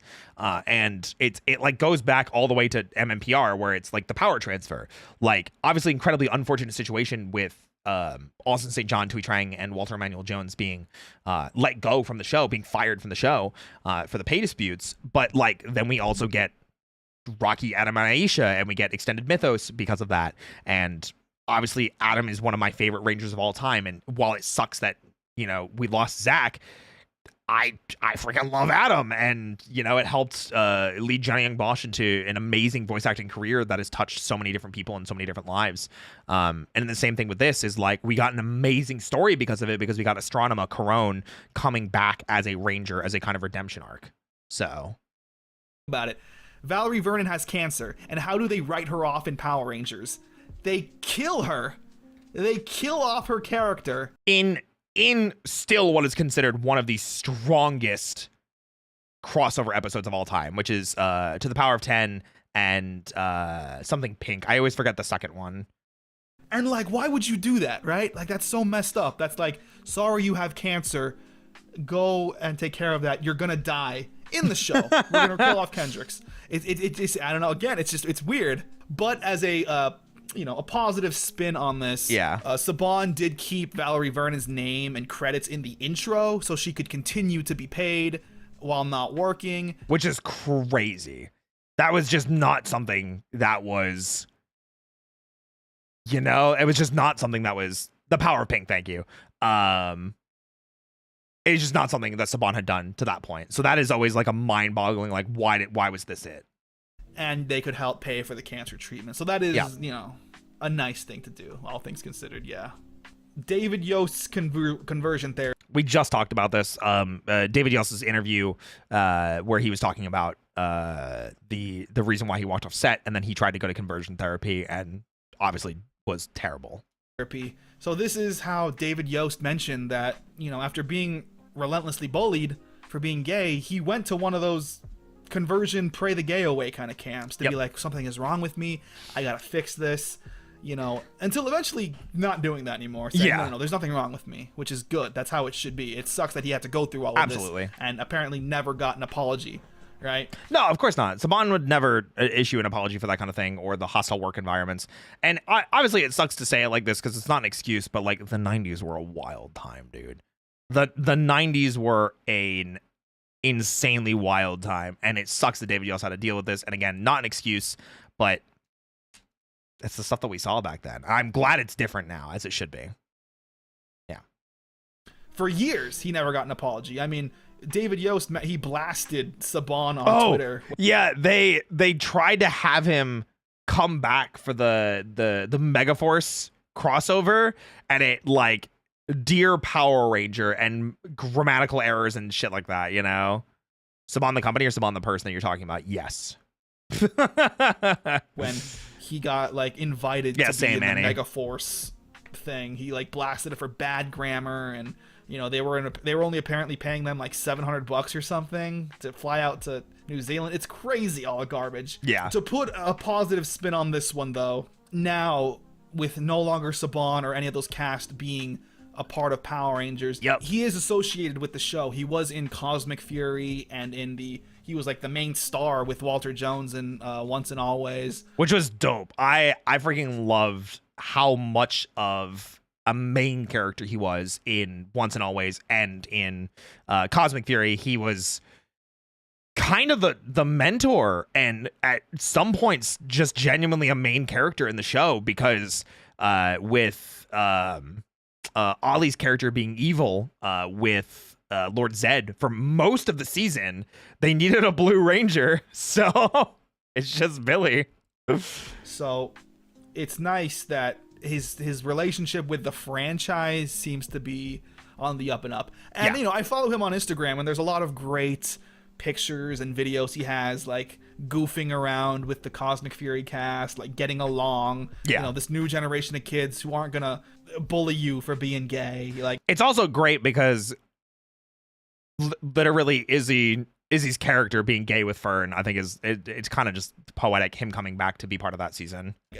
As a positive spin, I am glad that things are better seemingly with the franchise and his relationship. Yeah. Woo, all right. Oh my God, dude. These two kind of in the same category. We're going to call... Okay. Yeah, we're getting real deep into it now. Okay. Are you the VTuber I talked to at CarrierCon? Could be. I was at CarrierCon. I don't think I had debuted yet, though. So, first one is Rick Medina's murder charge. Rick Medina is the Wild Force Red Ranger Cole, and was Decker in Samurai. And he involuntarily killed his roommate when his roommate attacked him and his girlfriend. It's like a complicated story. It sounded like it was self-defense. The courts ruled it as unintentional manslaughter, and he served a prison sentence and I think is out already. But yeah, it was crazy to hear about. All this Power Rangers crime. Yeah. So Rick Medina, who played Cole in Wild Force in like 2009 or 10 or 11 or 12 or something, it was like 2012 or something. Well, it was samurai in 2011, 12, but yeah. He would murder his roommate with a samurai sword. Yeah. And when I heard that, I was like, no way. Like, there's got to be something more to this, right? Maybe it was self-defense, maybe this, maybe that. There were a lot of copes going around. But no, he just did it. Like, you could see jail, like shots of him in courtrooms and stuff, like, to this day. Yep. Like, he just did it with the samurai sword.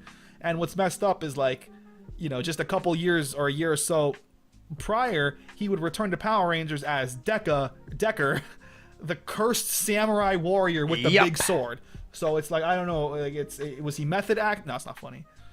It was kind of a crazy thing to hear because there was so many rumors going around during the time when it happened. And I remember because it wasn't that far off from when the next thing happened either.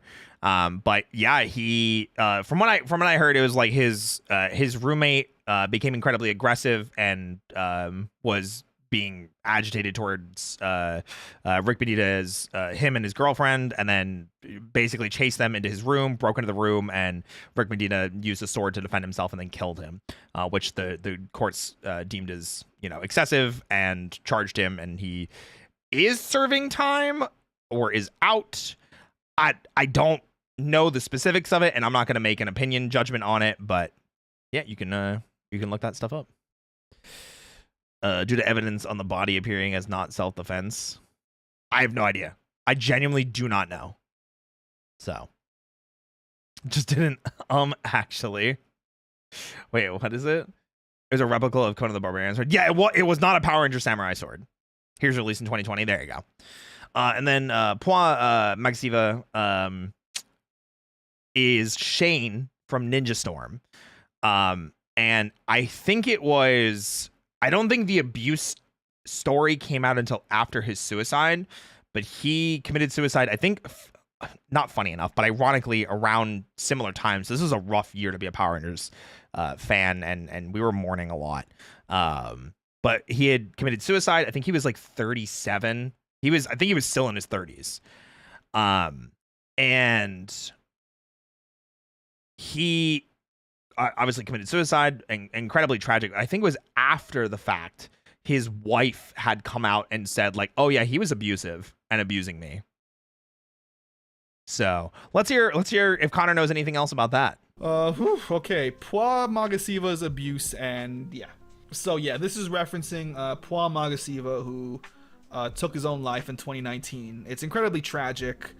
Unfortunately, it isn't without its own controversy, because his girlfriend / wife or ex-wife at the time, you know, she released a statement about how he was very physically abusive and, you know, all these terrible things that he did to her. So it's like, this guy, like, this beloved actor character in this show has another kind of tainted thing on him, even though he did take his own life. But like, this is that. It's very messy.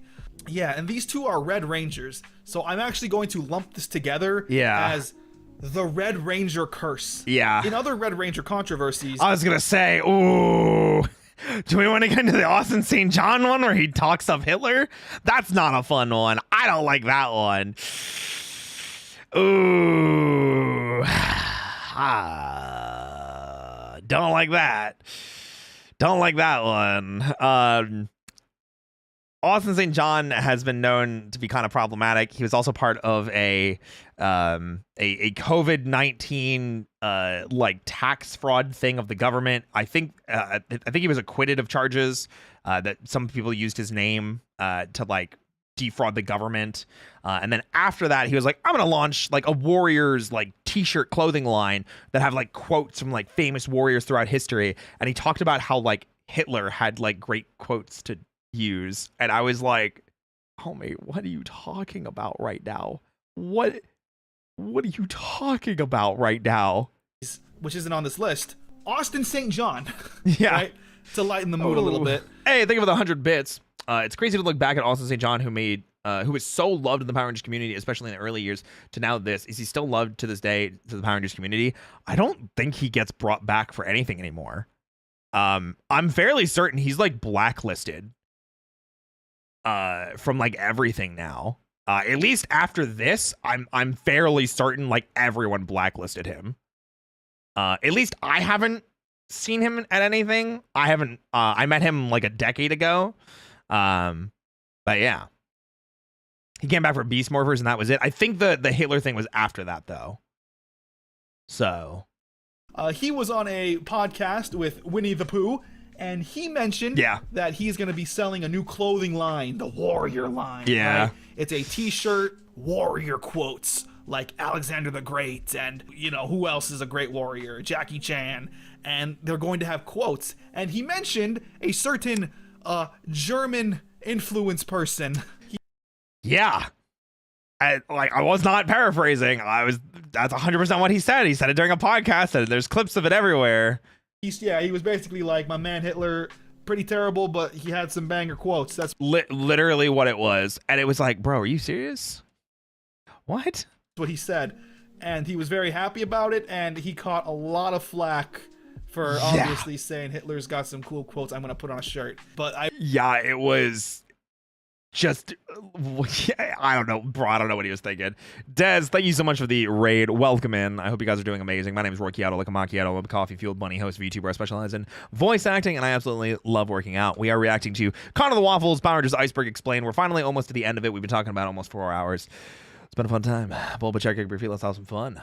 I remember seeing one on Twitter that was his actual shirt. It was Times New Roman font of like some generic warrior quote and an AI image of like the warrior. It looked obviously disgustingly AI. It was like genuinely the worst shirt anyone could ever wear. It was such like a, bro, what are you doing? You know, it was genuinely like a, bro, what is happening right now? And he like pretty much tanked his reputation by risking it all on this clothing line that probably sold 2 shirts. Yeah. If that. It is insane what that man did. It was so bad. Yeah, the Red Ranger curse continues in a lot of other ways, right? Andrew Gray and the actor for Nick for Mystic Force, I don't know about these. Go ahead. Mystic Force Ranger. Hit me. Him and Andrew Gray, the Red Mega Force Ranger, you know, they're both very let's just say they would have bullied David Yost for being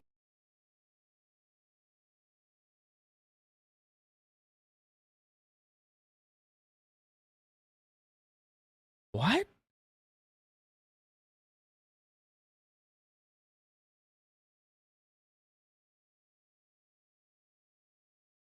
What? Hi, Kane. Wait, I actually didn't know about this. No. I've known about like a few other things, or like only not known about a few other things. Oh, that makes me so sad. What? Hi, Kane. It's so nice to see you. I love you, Kane. Oh no, bro. Who he is. They do a lot of this like pray the gay away and this is wrong and that's wrong for that. And they're very active in their social medias. Brother, it's 2025. Brother, ew. Brother, ew. On being like, hey man, that's not right. So the Red Ranger curse is just, it lives in many different ways. I mean, that is 5 different Red Rangers. Jesus. You could look at almost every Red Ranger. The rest of the Megaforce stay friends with him, but they don't share the same views. Okay, I understand. Pick out something bad if you wanted to, right? Like, you know, obviously, like, I don't want to get political or anything, but like, you know, Jason Font, very open, proud Trump supporter, right? Which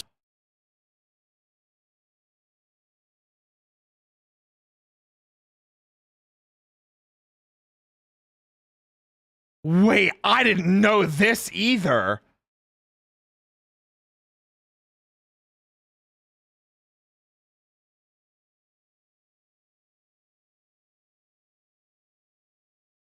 Wait, which one was Jessica Rae?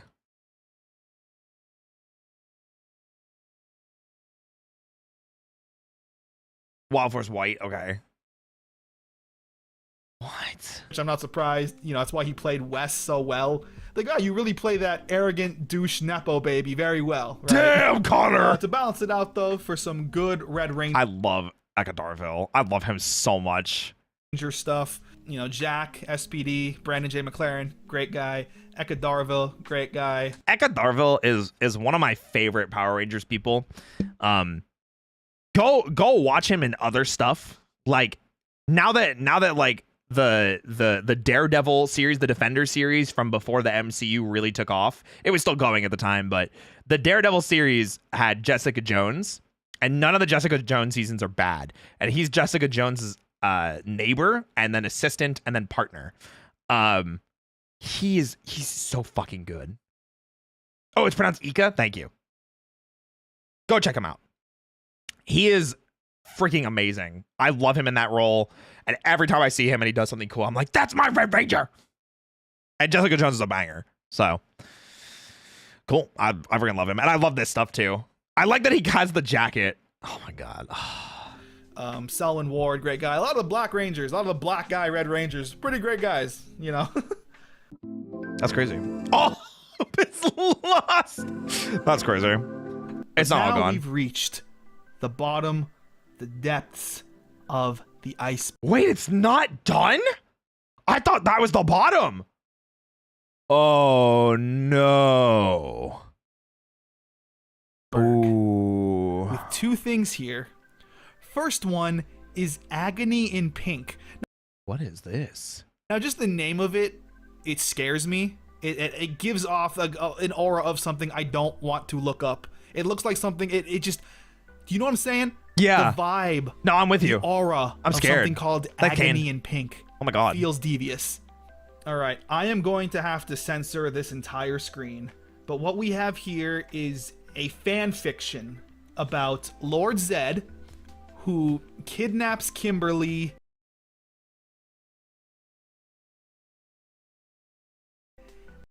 and he tortures her with very inappropriate, let's just say, undertones, if you get what I'm saying. Wait, why do we care? This is a fan. All right, I'm trying to, like, obviously weird, but like, why does this matter? It's a fanfic. Like, did it become main? All right, I gotta find out. The writer is really, really, really enjoying Kimberly getting tortured by Lord Zed and Torterra, his goofy monster of the day, and it is very, very gruesome. And also very, very cringe. Being the crazy yaoi fangirl I am, as in Kimberly is saying that. Oh. That's weird. Yeah, but it's like, it's a fanfic. It's probably very infamous in the community. I mean, I guess, but like, it's very disgusting. They go into detail on the torturing and the arousal that is coming from the writer and Zed. Yeah, not Turtwig's Evo, not Torterra. And Kimberly. And it is creepy and disgusting. Like, it's become a bit of a meme. It's a bit of a lolcow thing at this point to like laugh at it. Rightfully so. But like, it is so bad. It is genuinely the worst thing I've ever seen in my life. Okay. But like, all right. I'm trying really hard to be like understanding. And I'm trying to like be like, yeah, that's weird. But like, this is a fanfic. This has nothing to actually do with the franchise. It's not official. It's not canon. I would never put this like as a deeper thing than something like, I guess it's not, it's an iceberg. It's not necessarily what's more important, but it's like, is it that infamous? Like, I've just never heard of it. I'm guessing Andrew says is an fan fiction too. No, I think there was a story in Space where he was supposed to. Oh no. There's a movie that him and it's a movie that Christopher Kamen Lee and Astronoma's actress, whose name I am having a really hard time remembering. They're in a movie together and they're the romantic couple. Yeah. That one's real. I don't read that much. And the last thing, how do you pronounce this? I was trying to figure that out until I realized it's pronounced androcest. Yeah. And then it awoke a core memory of something I saw years ago on. That was his IRL sister? Oh. I thought it was specifically Astronema. Oh. Hey, I'm gonna butcher your name. I feel so bad. Gialini? Gialini? Gialine? Jail. Thank you for the raid. I'm so sorry. Jail, thank you so much for the raid. Welcome in, Raiders. My name is Roy Chiato, like a macchiato. I am a bunny host fueled by coffee. I specialize in voice acting, and I love working out. Pull up a chair. We are finishing off this iceberg of the Power Rangers franchise. We got pretty deep. We're at the end of it. I got it. Hell yeah. Welcome in, guys. You picked a maybe not the best time to come in, but hey, welcome. We're glad to have you. Line. This is referencing my GOAT, my favorite Ranger of all time, Andros. Yeah. Again, another victim of the Red Ranger curse. But why is he at the bottom of this list? After everything we have up here, how is Andros? Okay. How did he do something worse to be on the below tier? Yeah. 1990 something or 2000 something, I don't know. I don't remember. Christopher Kamen Lee, the actor for Andros, yeah, was in a movie called Kickboxing, where he played the love interest to a woman. This actress is Chyler Leigh, I believe is how you pronounce her name. She's the main character, and her love interest is Christopher Kamen Lee. Sounds great on paper, right? Sure, Sounds like yeah. no problem.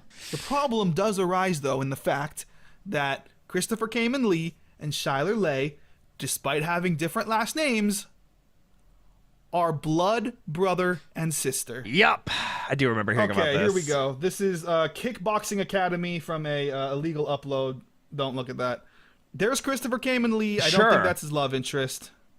Let's fast forward. I know the scene I'm looking for. Oh my god, it's literally the end scene. That is her. There they are. The beautiful couple. The beautiful actual brother and sister. Oh. That's them. Your own brothers, your own brother, your own sister. Oh. And they're going for another one. Oh. And dude, it's so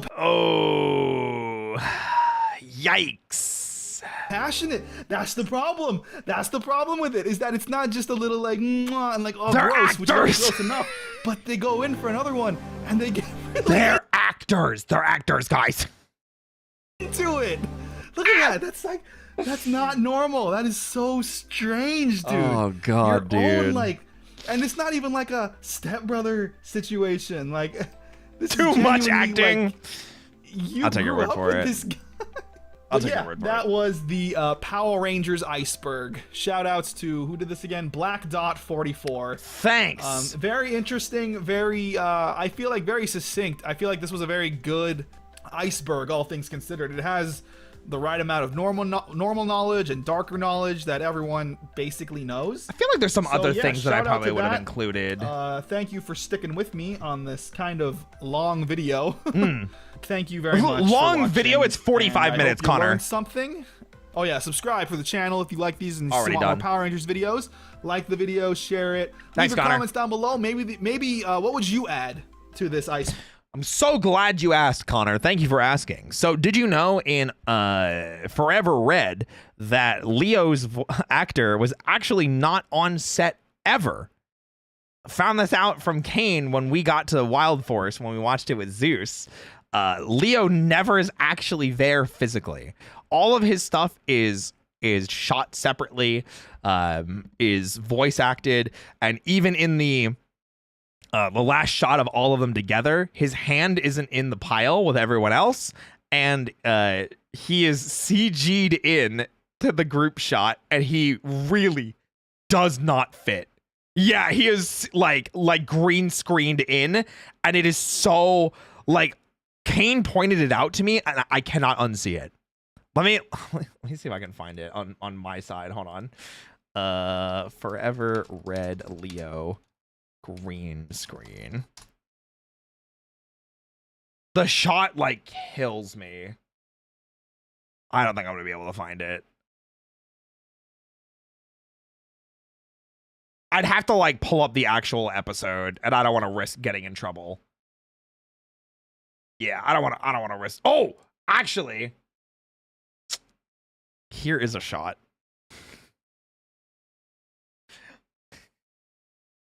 I feel like this isn't.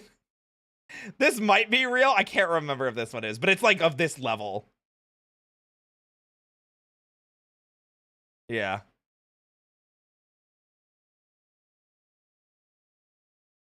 Is there a reason why he wasn't there? So part of the reason why he wasn't there is because during Trakina's Revenge, which was the crossover with Lightspeed Rescue, he did not like the people that he was working with. They were apparently incredibly rude. They're incredibly pushy. They were really shoehorning and forcing in this child star to the plot. There were rumors that she was making more than what they offered Trakina, the actress that played Trakina. That's why we don't get the original actress for Trakina. And then he was so fed up with how poorly it was being handled that he left the set of that crossover, of the Lightspeed Rescue Lost Galaxy crossover, which is why he's dubbed by somebody else. And then the same people were still in charge for Forever Red, and he was like, I don't want to be part of it because those people are part of it. And when he had more time to like think about it, apparently he was like, you know what, I changed my mind, let me in. So they got him in there as best as he could, or as best as they could. So yeah, I would definitely add that. I would add both of those things with the negative behind the scenes stuff. I would have added Cassie being the original pick for Lost Galaxy Pink. Cassie Lost Galaxy Pink. There's a picture, if I can find it. There we go.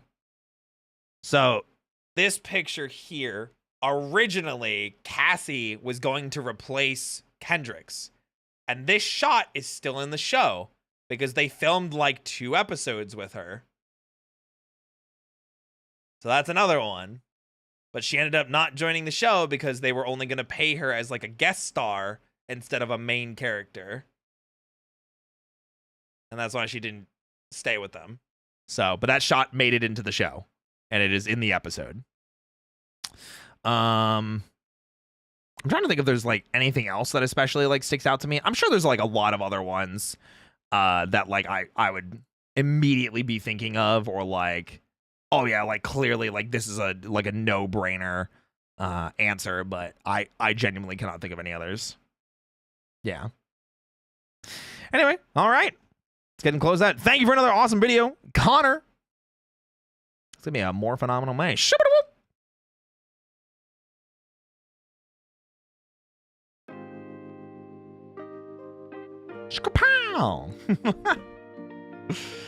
Alio!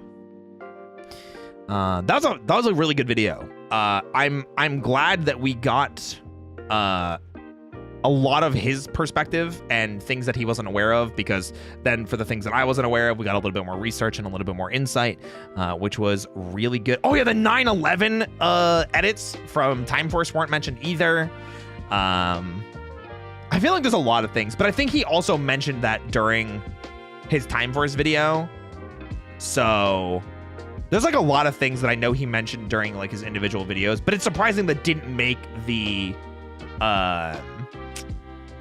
iceberg, because it wasn't Connor's iceberg. He just reacted to it and made a video out of it. The what edits? So 9/11 happened during the airing of Power Rangers Time Force, and they had a certain episode where Rancic, who's the main villain, is on the air, and he's like talking about destruction and racism and like how mutants were like poorly treated and how he's gonna, you know, kill all the humans and things like that. And during his speech in Time Force, there's like buildings being blown up and destroyed and things like that. And it happened like right when 9/11 happened. So they were like, let's just not show those. Yeah. So I mean, it doesn't really change. I'm gonna be real, it doesn't change the episode. It's not really a really big negative impact to the episode. They were just trying to be kind of understanding, which, you know, gosh, I feel like there's other things that I could say, but I'm probably not supposed to, because I know a couple behind the scenes things that I shouldn't know, which, hey, that's cool. Power Rangers is crazy. I'll just say that. Power Rangers is a crazy thing. Yeah. Just erase the towers, yeah. which is kind of crazy. Kind of like the ban on Tentacruel in Pokemon Gen 1 anime. Oh, yeah, with the beach episode with James having the inflatable chest piece, you know? That was really funny too. So, all right, guys. Thank you so much for joining me tonight. That was a lot of fun. It was a great start to Morphenomenal May. Let's find someone to raid on the YouTube side if I can. I would love to raid out on the YouTube side if possible. Am I able to? Am I able to? Oh, let's see if I can raid Octavio. Because Octavio is streaming Death Stranding, which we just beat Death Stranding myself. Let me see if I can redirect into him real quick. If I'm able to. I don't know if I'm able to. Let's find out.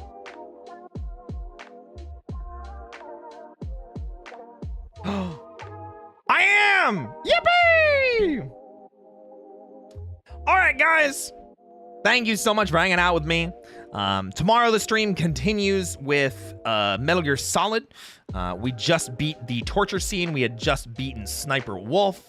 I'm assuming for the first time because they're not dead. But yeah, so we're going to be continuing Metal Gear Solid Classic tomorrow. Very excited to continue the playthrough of that. And I can't wait to spend more of that with you. Look forward to hanging out this weekend.